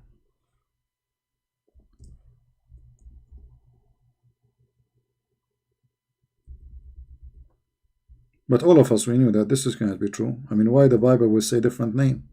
It's a book came long before Islam. Why the ones who wrote the Bible will give us a wrong name for Abraham? Why the Jews will lie about it? There's no way. You know? It doesn't make sense. So Abraham, he said to his father, Azar. How he said to him, as you know, the Muslim, they think that Azar is the father of Abraham.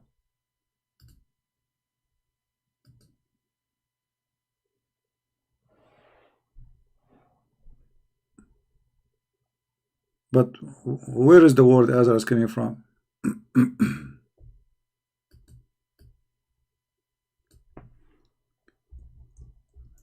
Any Muslim?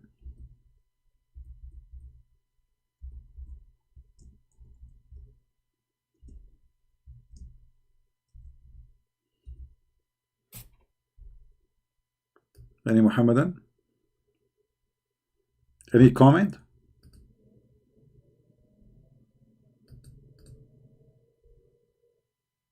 And this is why the Muslims didn't translate it, because they didn't know what this Azar mean. They think this is the name. But the fact Muhammad is a thief. He heard from somebody, you know, the report says that there is two slaves. Both of them, they are coming from Nasribin, coming from all the way from the north of Iraq and Syria. So Azar is a word meaning foolish. So he said to his father, foolish, are you going to worship idols? The stupid Muhammad, he thought that the word foolish is the name of the father of Muhammad, of Abraham.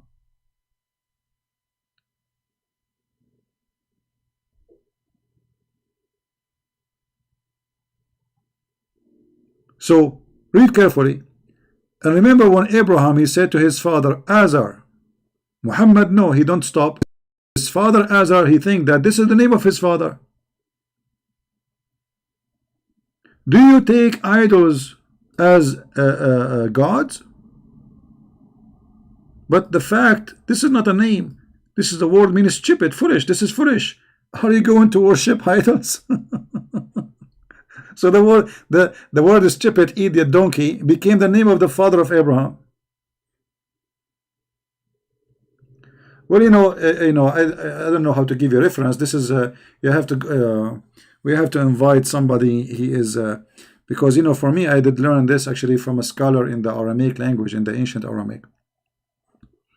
So to provide you with the reference, I have to get his books.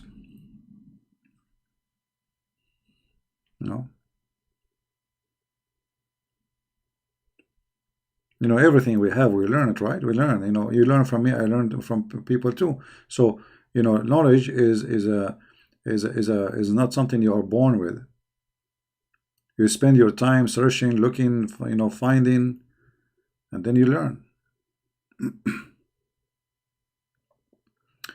But anyway, you can go to anyone who speak ancient Aramaic, because still there is some people, they do speak the ancient Aramaic until now, and they will confirm it to you.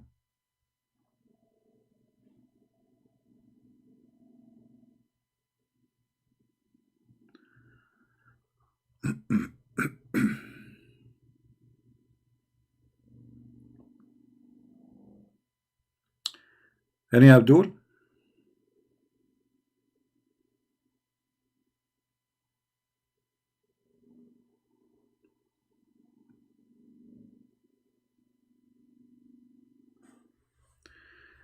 Be careful here. Look like we have a fraud person. His name is Nathan. He might teach you about the stock market. So he will take your password and etc. Don't get rid of him. You see, they got in the chat, they start speaking, hello, how are you, etc. And then he's giving you a Skype, he will teach you about stock. Never trust anyone in the internet. I will never ask you for your name. I will never ask you for your password. I will never ask you for your credit card. I will never send you a file, and I will never take a file from you. So be careful, don't be a fool. It's internet. There's a lot of garbage there.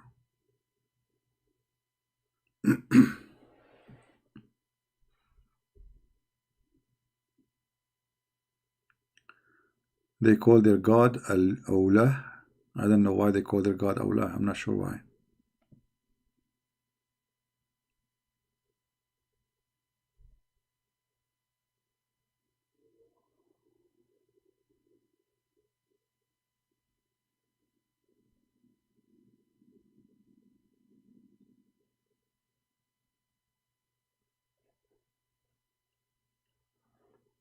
Yeah, never take a file from me. I don't send you files. And never think it's me unless you hear my voice talking to you and not recording, because they are evil. They can't do anything. They can cut my word saying hi by voice, send it to you. No, you have a conversation, real conversation, like ask me something and then you will get the answer right away, fit with the question. Be careful. They can do a lot of evil stuff.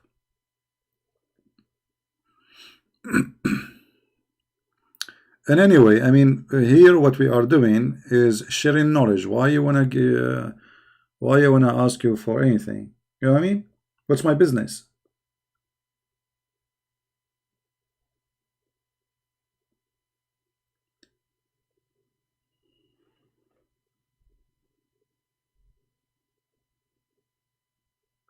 Do you have any other books you think is good to read about Islam? Well, Islamic books is the best to learn about Islam, but not Islamic books written to you in English, which means you have to learn Arabic, actually. You want to learn about Islam, you read Islamic books, all the garbage there. You can say 99.9% of my knowledge about Islam is coming from the garbage of Islamic books, which means Muslims are the one who taught me. But for them, they don't see that there is garbage there. They see that this is amazing.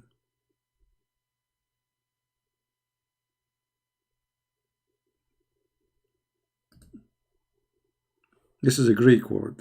When we say Latin, I don't know if you know what Latin means. You can go and search in Google and see what the origin of the word mean.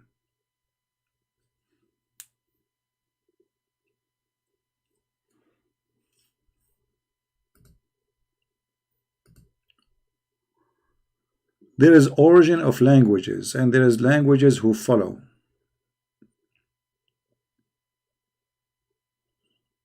All right.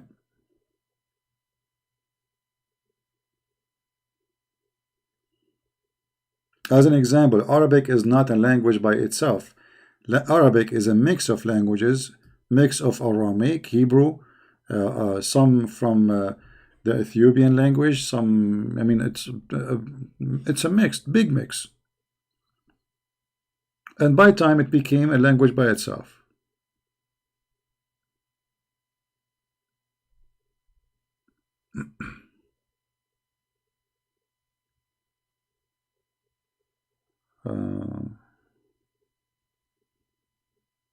Adzan? What adzan? There's nothing such a word. You mean azan? Well, what happened when they called for the adhan, uh, they were looking for a way to call for a prayer. The Christians, they have a bell. The Jews, they have they have the trumpet. The Muslim, they have to come with something.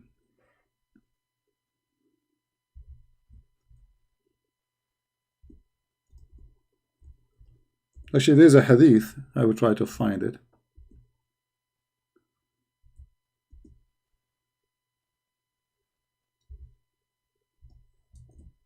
Let me see. They were discussing what to do. They told Muhammad, maybe we should use the bell like the Christians. He said, no, the Christian use it, so we should find something else.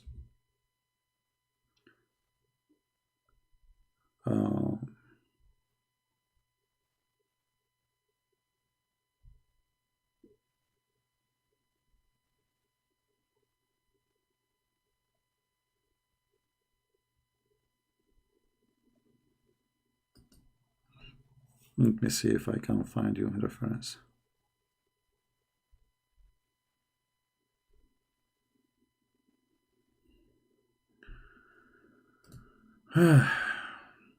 It's not easy what I do, but it's okay. Here we go. Like you have to have a very good, healthy memory to find right away reference to come to your head. The people mentioned the fire and the bell. What does that mean? They are proposing to Muhammad, let us choose this. Which one you use? Use fire to call people for prayer, or the bell? Huh? So they are suggesting to Muhammad to which one to do. All right. And then Muhammad, he told them, no, this is for the Jew, this is for the Christian, so I'm going to use the adhan in the order Bilal to do adhan. Let's see different here we go. Look at this hadith. This is better. I have more details.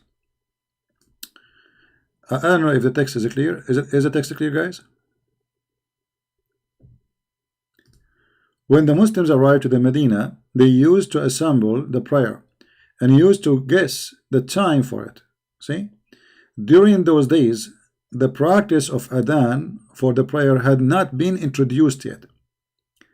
Once they discuss this problem, see, where is Allah inspiration? Why Allah don't send a verse, do adhan? No. They discussed this problem regarding the call of the prayer. Some people suggested to use the bell like the Christians. Others proposed the trumpet or the horn like the Jews. But Umar was the first to suggest that the man should call for the prayer. So even the adhan is coming from Umar, not from Allah. Do you see it? Do you see it? Scandal. It's a disaster. It's a garbage. Even the prayer for the Muslims, it was made up by Umar, as you see. Umar. Here we go. And this is the hadith for those who like to save reference.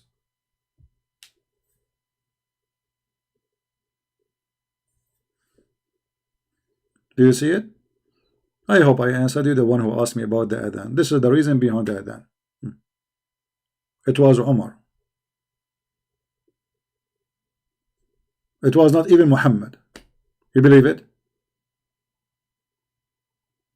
It's not Allah. It is not Muhammad. It's not from Islam, because who is the Prophet, Umar or Muhammad?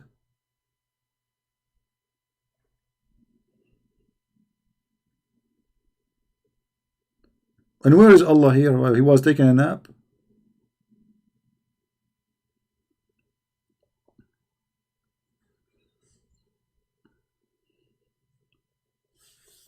Anyway, what we do here is it's about education. And I hope people, they take reference, they save them. And if you are ever watching my videos later, for those who watch my videos, and you want to find those references, it's very easy. Think about it this way. Let us try to search for the same line. Like, let us say, type the same exact line in Google. You will find the hadith. Like now, I'm not showing for those on the screen what is the number. And you want to know, okay, where I can find this one. Very simple. Choose a sentence. Those days, the practice of adhan for the prayer had not been introduced yet. Actually, try always to find a unique sentence. Like here. Once they discussed this problem regarding the call for the prayer, some suggest to use the bell, like the Christians. Here you go. It's long, but will make you guarantee to find the reference. This is in case you did not, you don't know how to find it, because we post the link here, but later the people download my videos and share it everywhere. All right. I mean, you see, you guys are lucky. For me, when I was studying, we don't have computer and internet. First time I got a computer, I turn it on. I don't know how to turn it off. I said, what's wrong with this computer? I hit the switch again. It doesn't turn off. I thought there's something wrong. I took it to return it.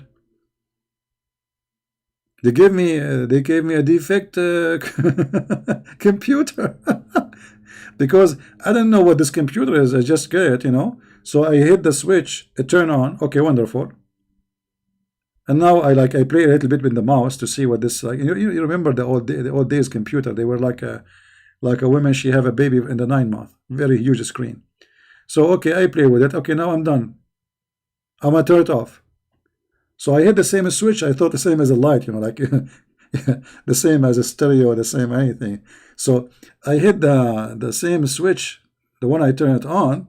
It doesn't turn on. Doesn't turn off. Like, what the heck? I paid a lot of money for it. Something wrong with it. I turn again. Like, I hit it again. It's not turning off. Oh boy. Man, oh man. All this money was for nothing.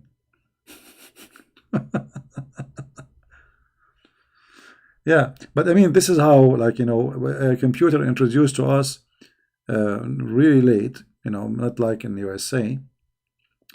And I have no idea really what is computer about. Anyway, after 2 weeks after getting my computer, I start learning about a script. I study even some about JavaScript, but I forgot now, how to make a window, how to make a click bomb. I learned how to do web design, but not like high knowledge, but I can design a website. So from a person, he turned the computer on by a switch. He don't know what computer. It was very. I mean, in 2 months, 3 months, I became really good in the.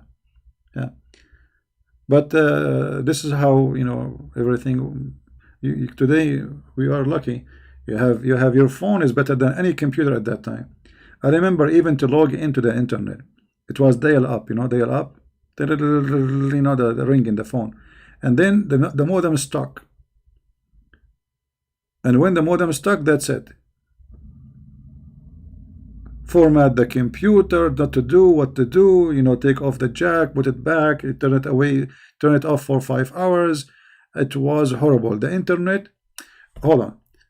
Let me show you an old videos of mine. Let me search for it. We are done with Muhammad garbage now.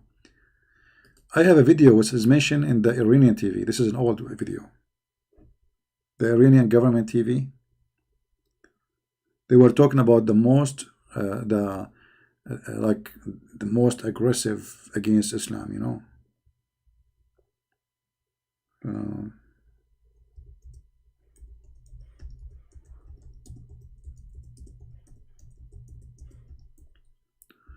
Let us see if we can find something.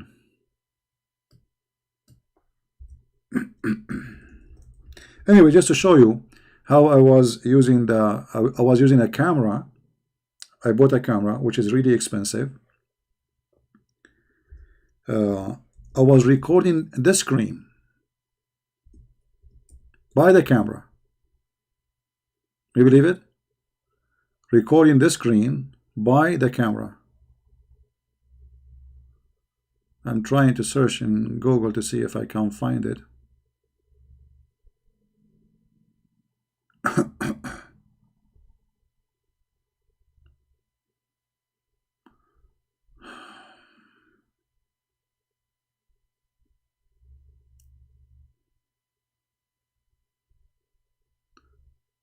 But this is how bad it is. And then you download the video from the camera to the computer, and the computer is so slow.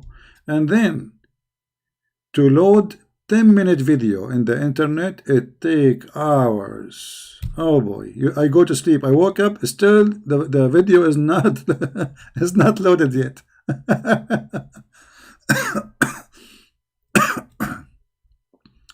I know, I cannot find the video. I'm sure it is there somewhere.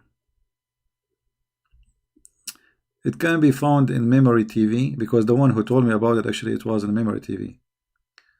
It told me they are talking about your video in you know, it's Iranian TV. Oh, look what I found. I was looking here, I found this one. That's Hisham al-Husseini. What an idiot.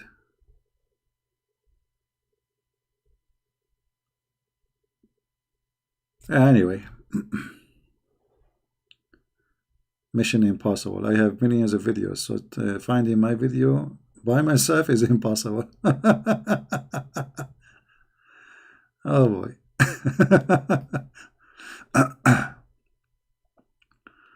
Memory TV. Memory, not memory. Yeah. Anyway, maybe you can find it. But this is how hard in the old days. Not like now. I mean, we have software. I mean, things is way easier. Like, and not only that, I used to use Google Translation to translate anything, because there's nothing. There's no hadith in English. There's nothing.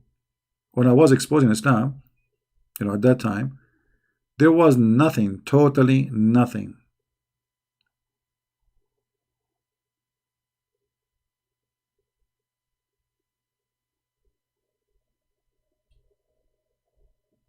And then the Muslim excuse was, he's lying to you. This is a translation. It's not true, you know. Now we have their translation. Even we show on the screen, it doesn't say that, CP. Yeah. Anyway, guys, I think we have a good time for today. I mean, I searched my videos on the internet. I found, like, if you find a million videos of my videos. I mean, it's endless.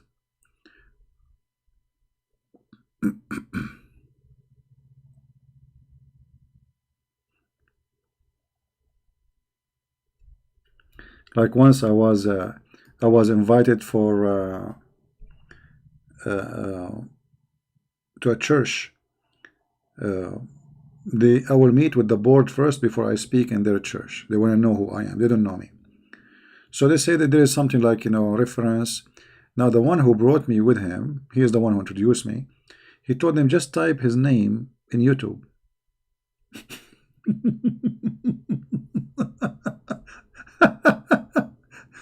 The bishop of the church, he starts screwing with his iPad.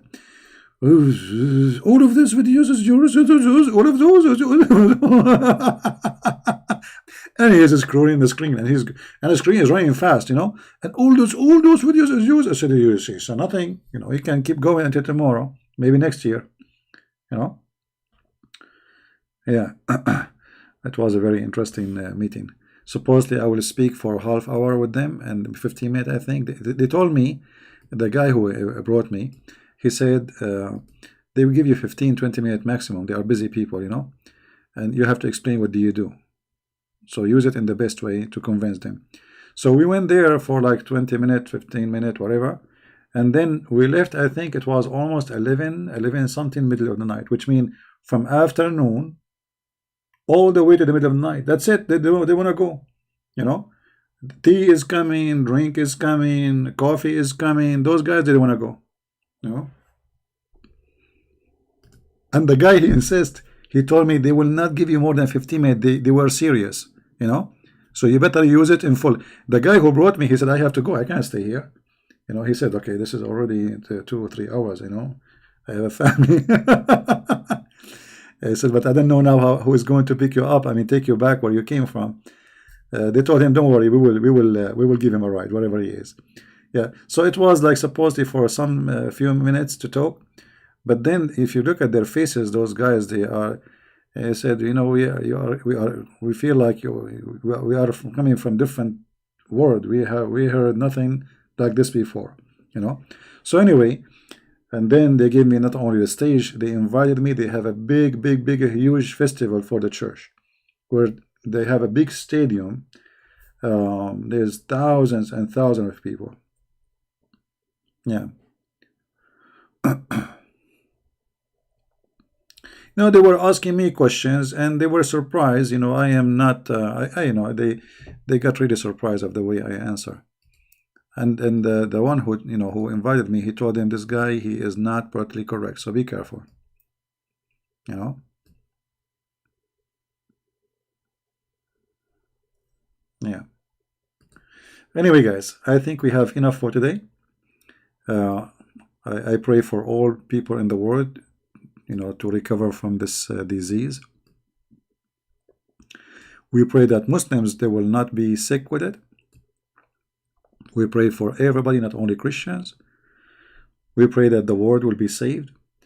And at the same time, we remind mankind that life is very easy to be lost. Don't think you will live forever. There's many people, they wake up in the morning, they think there is years and years to come, but they never come back home. There's people go to sleep, they never wake up. Life is very fragile, very easy. You lose it. There's people who they are young, they make fun of the old. You might not live even for next week. At least this person, he lived 90 years. Maybe you will not even live a year more. So I believe that death is a mercy. Death is a reason for us to be wise and to be humble. Imagine if a human being, he never die. He will be a monster. He is already a monster. Death is the only reminder for a human being that he is nothing.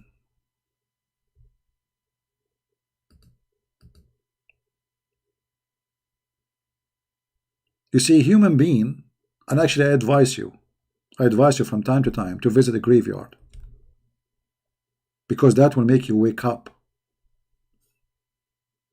will make you go back to the truth.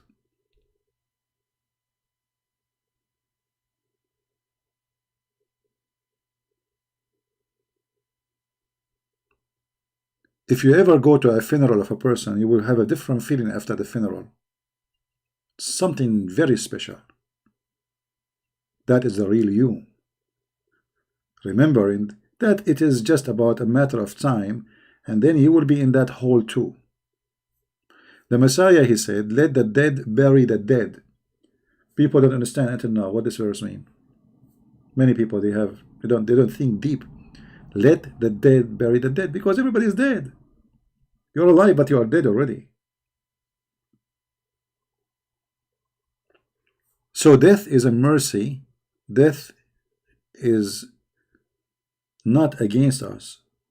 However, we have to appreciate life too. And in order to reach to the point of death where you believe death is mercy for you, good for you, not bad, for you are a believer, you believe that you have an afterlife, In order to reach that point, you have to appreciate what the Lord He gave you. For what is given to you now is going to be taken from you later. And either is going to be taken from you and given to you back, and you live even better life, or you will be sent to where you deserve to go.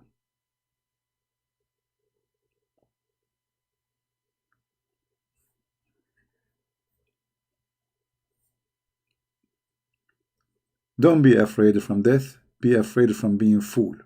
Lord will not make me live long. You know, I want, because I want to live long. I mean, long, long, long. What is the long is about?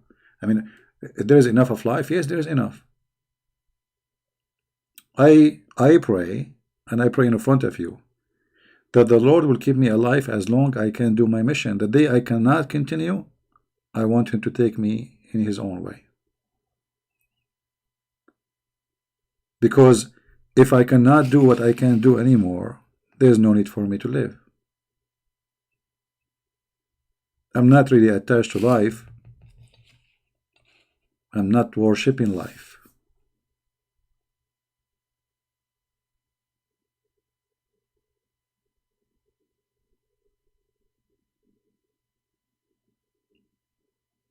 It's like, you know, a tree still standing, but there is nothing. There is no leaves. There is no fruit. There is nothing. What's the point of me being standing there? So, my friend, always think about others. Feel for them. Pray for them. Pray for your country. Pray for even those who hate us. Be Christian. Remember not to fall into the hate game, the Satan game of hate. Pray for the Muslims. They are suffering badly now from coronavirus all over their countries. Pray for the Chinese. Pray for the Hindus. Pray for the Buddha. Pray for the atheists. Pray for the world. Because prayer at the end, when you pray to others, it is for your benefit. You will stay a better, healthy, at least in your mind. It releases all the bad things from your heart, your anger. Imagine praying for your enemy. That's what Jesus said. But nobody asks himself why we pray to the enemy. The fact you pray for the enemy because that's even better for you. You live better. You don't sleep with your anger. Even scientifically, that those who have a lot of anger, stress, you know, because anger brings a lot of stress. Hatred not only brings you stress, can drive you crazy. When you release yourself from the anger and the hatred, you are really, really healthy. You sleep well, you eat happy, you live happy, because you are free. You know, hatred and anger and revenge is like a slavery. Somebody is holding you from your neck, controlling you. You do this because you want to take revenge. We want to take, you know, we have to do this. We have Allah Akbar, you know, because this is how Satan, he control you. He make you a tool in his hands. You are not even the same person anymore. Hatred is destruction, and love is a solution. This is why if you go to villages, like when I went to some, like, you know, countrysides in Asia, as an example, the Philippines, I found people are very poor. But I mean, look at them; they have nothing really. But those people, they are happy. Look how they welcome me, and look how they, I mean, look at their smile. Their life is so simple. They hate nobody. They have no enemy. You know, they live good. And they are not poisoned by the city. And I'm not talking about air and pollution. I'm talking about being corrupt, being a fraud. Very simple people.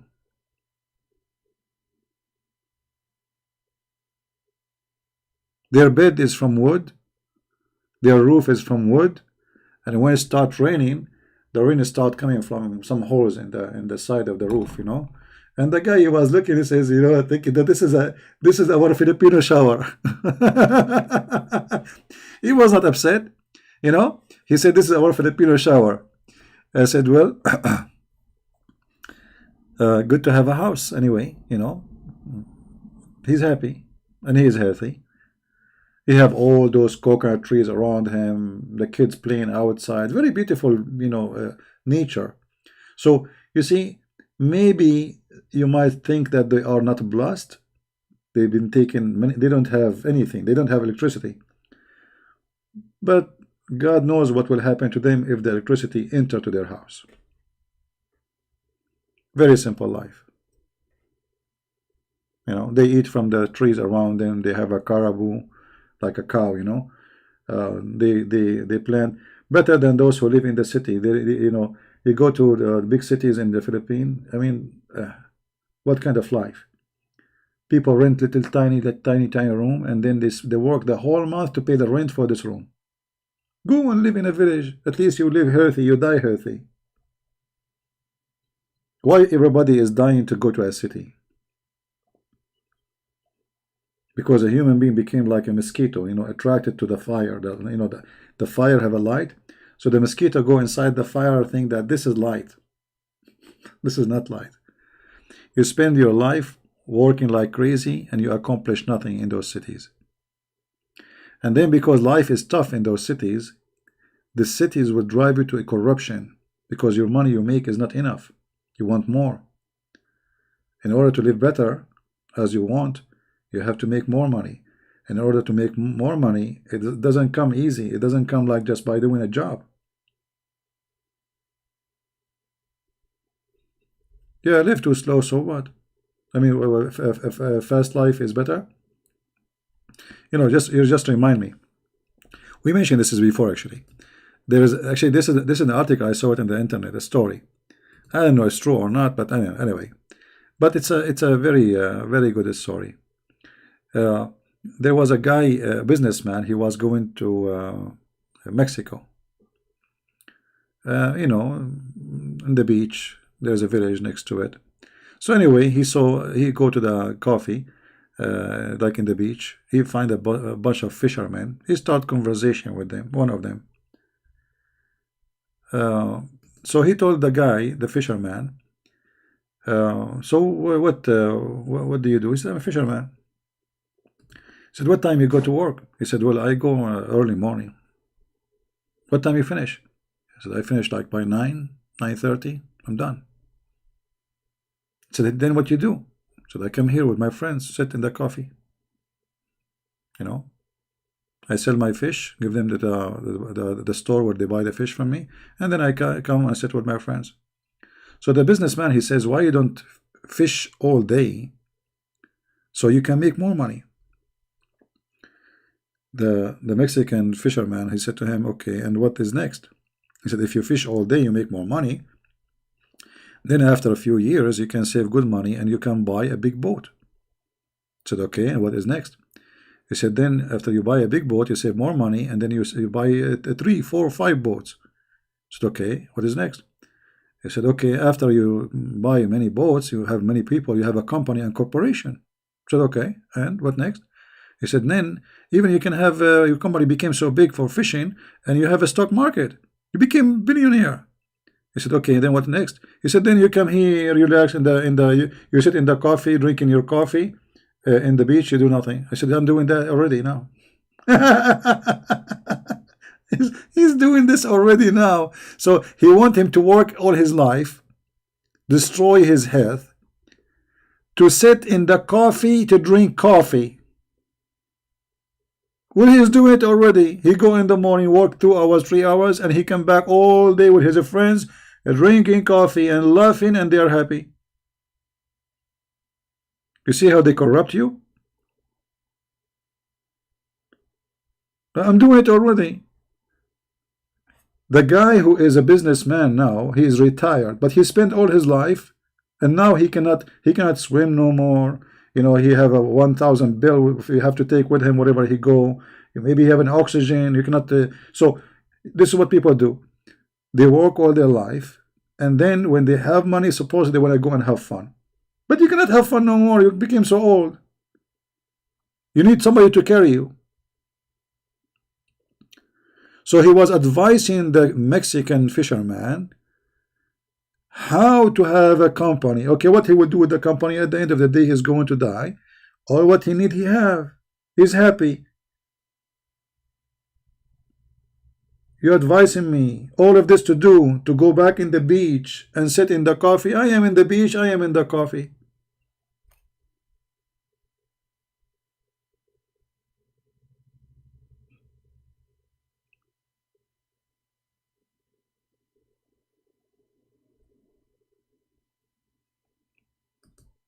This is why really I admire poor people who live in those villages, because they were not seduced and tempted by the city. They stay strong in their town, they live better, they preserve their honor, you know, because when you are poor and you go to a city, you will be humiliated.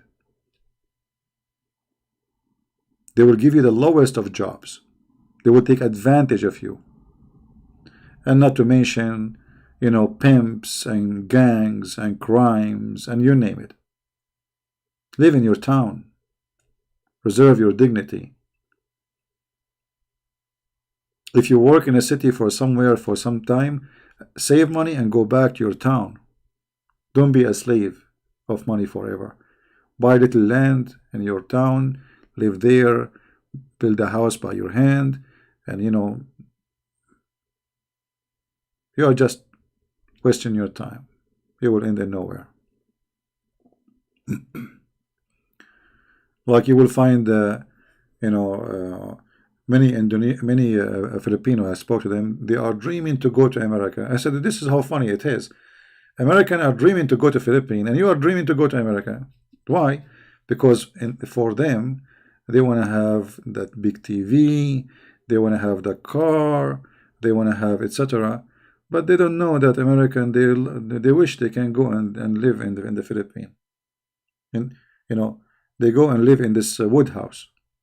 Actually, there's many American. They have wooden houses in the Philippines. They have literally wooden houses like villagers. Human being, my friend, never go satisfied. You will find an Asian people taking whitening. They want to be white. You will find the white one. He sat in the sun. He want to be dark. I mean, what's wrong with people? Because nobody is satisfied. The white want to be darker. The darker want to be whiter.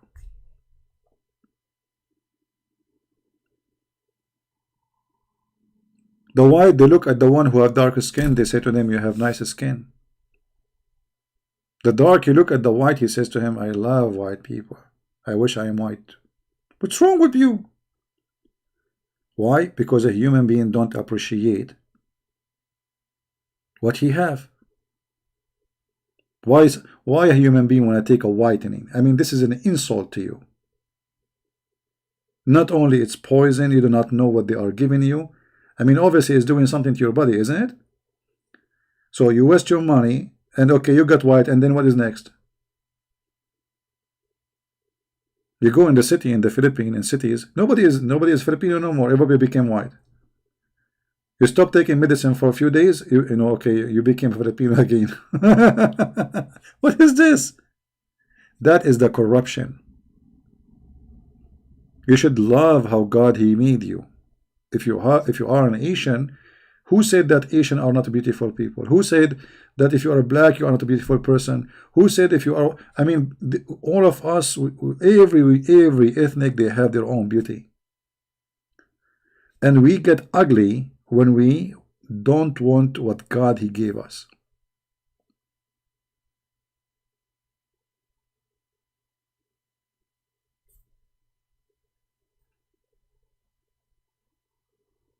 You see European, they sit in the sun for like 6 hours, 7 hours until they become like a chicken coming from the barbecue. Why? Because they are not happy with their skin color.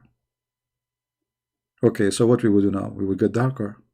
And what we will do? We sit in the sun for 10 hours. And then we get cancer.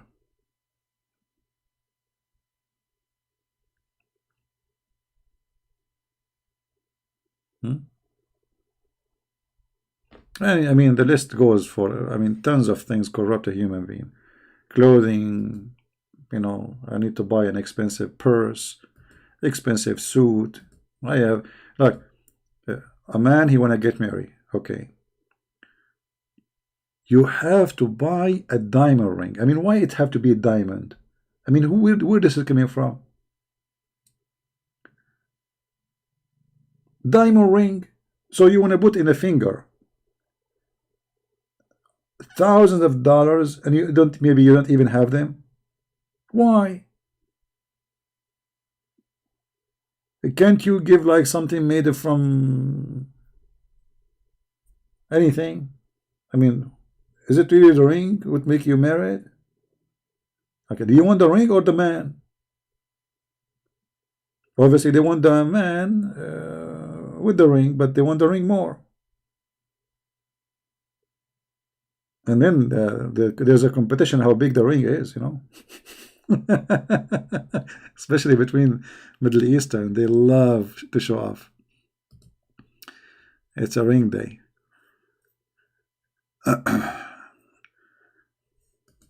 Well, if I get married, if ever I get married, I might give her, uh, let me see, I will go to Walmart. I will buy maybe a ring like for $5, you know, and after a few weeks, it get rusty, she will throw it away. And then she will have no ring. Bingo. Why she have to have a ring anyway? So she can hit me in my face, give me a box, and leave a ring mark? Hello? Yeah, anyway, you know, just be simple. Life is good. Be happy. Those things, they are not important. And actually, if you wear them, they can cause you to be killed. You know, a criminal, he see you wearing such a ring, he might cut your hand to take it. You know, if you don't have them, nobody will attack you. Nobody will think about coming to your house. Having those rings is an invitation for criminals. You know, when I was away abroad, a bunch of teenagers, they broke into my house, and I think they wanted to leave the nation, but they did not.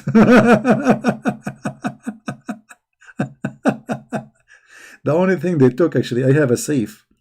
Those idiot, they thought the safe is I have money in it. You know, I have nothing. I have my degrees. I have nothing. Nothing will help them. You know, just papers. Stupid. And actually, I got very upset because I lost those papers, very important papers. I put them in the safe, so if there's a fire happening, etc., you know, they took the safe, and I can imagine how many hours they spent to open it, and then they got nothing inside. Yeah.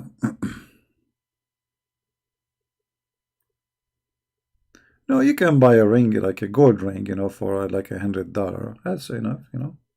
It's just a simple thing. But there is some people, they live for fashion and they live for expensive stuff. This is how their life. And when they will die, and whatever you have, they will take it from you. You will not take your ring with you, trust me. How I know they are teens? Well, they told me actually, because there was a neighbor. He saw them when they broke from the window, and then by the time the police came, they run away. You know, yeah, they are like young, not yeah.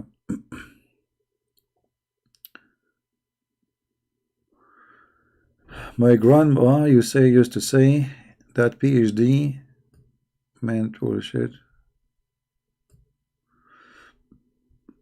Hmm.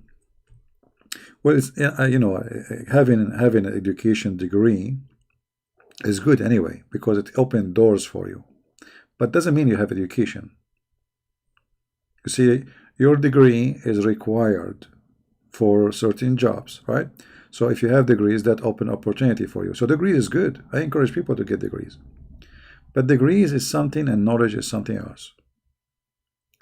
And you know, there's depending on the degree too. Like let's say you have an engineering degree, we learn about engineering. Anything else you don't know, right? So you have only one field of education. If somebody speaks to you about religion, if you don't educate yourself, you know nothing. History, nothing. Politics, nothing. You know. So degree doesn't make you educated. A degree give you education about one branch as a career, so you can make money.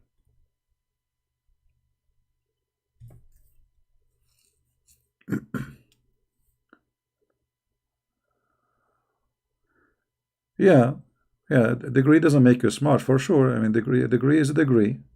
Actually, many people their degree is dependent on memorizing things. They go to the exam, they put what they memorize there. Especially in, like I notice in some countries, their questions is not really about how intelligent you are. It's about how much you studied, right? It's not about intelligence.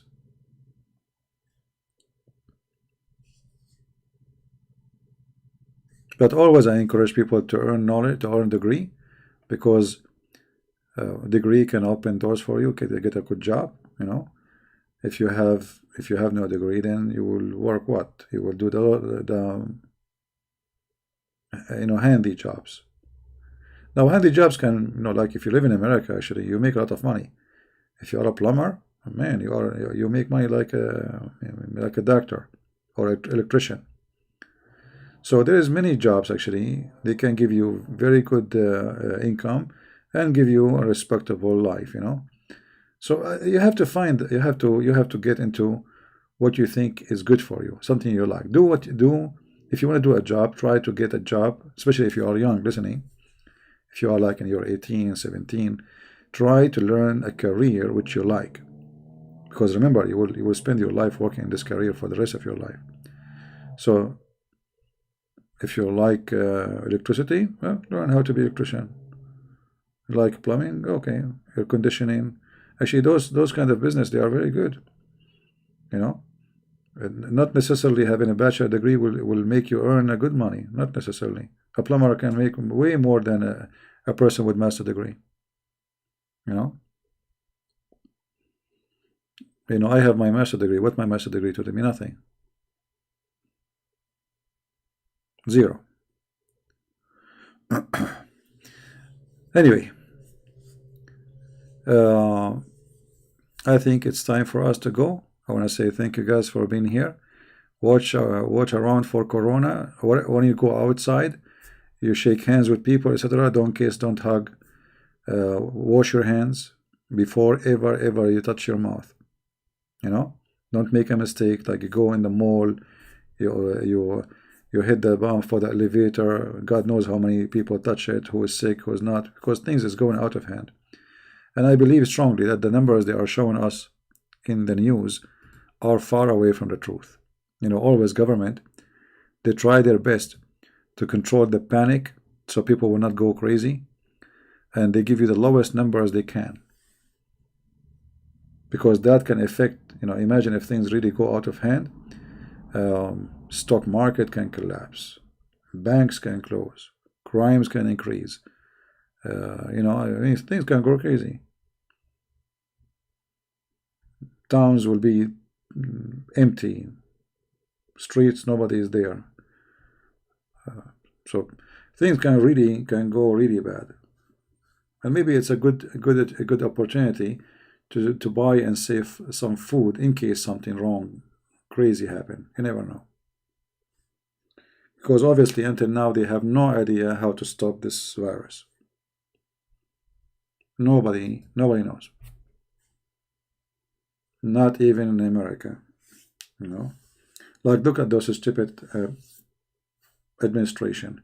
They brought all those Americans who used to be in the cruise ship, and supposedly they put them for 14 days isolated to be sure they are not sick. And then later they discover that this disease, this illness, this virus, can stay and without any symptoms for 27, 28 days.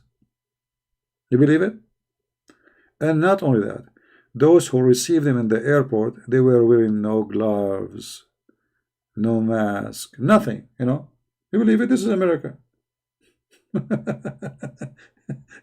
I mean, people are dying from this disease, and they knew they are sick. They knew, like, some of them, they are sick, and yet they did not wear gloves. They did not put masks. They did not take any, extra. What you can say? Crazy, very crazy. Yeah, it might go out of hand. You never know. I mean, obviously, don't you see Obviously, there's something very bad happening.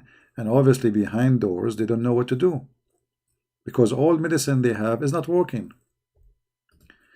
Look like it that it is your body who decide if you will die or you will live. If you have a good immune system, you survive. If not, you die. Obviously, their medicine is not functioning. You know? Yeah.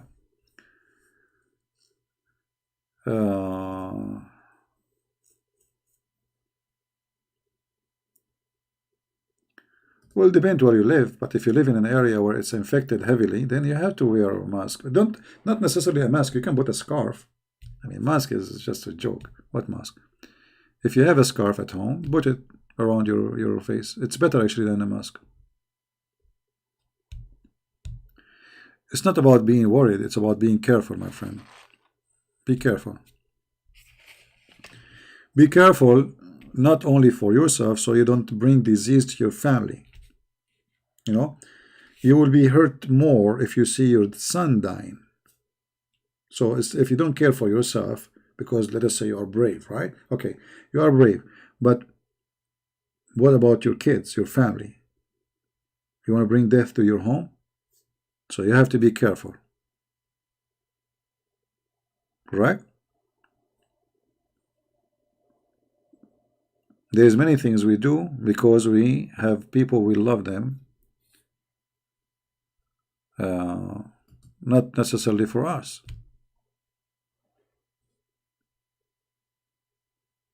For the sake of people you love, you have to be careful. Good? Alright guys, thank you very much for being here. May the Lord bless you all. And again, feel free to download my videos, especially like the part we are teaching about Islam. You can cut it off and make it ready for your podcast or your re-upload. And we will be here again tomorrow. And until then, if the Lord wants us to be here tomorrow, until then, I say and I pray for all of you to stay in good health and wealth. And the best health is the health of the brain. For if we lose our brain, we lost everything. We lose our faith. We lose our dignity. We lose everything we have. The health of the brain. This is where things start. People commit crimes because their brain is functioning in wrong way. Hatred, illness, everything is connected to the brain. And there's many people, they are really ill, but they don't know. Because their brain convinced them that they are healthy. But in fact, they are ill.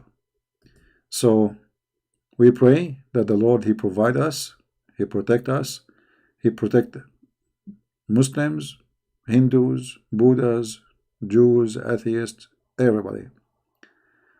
He provide to them so they might choose before they die to believe in Him, and they will be saved.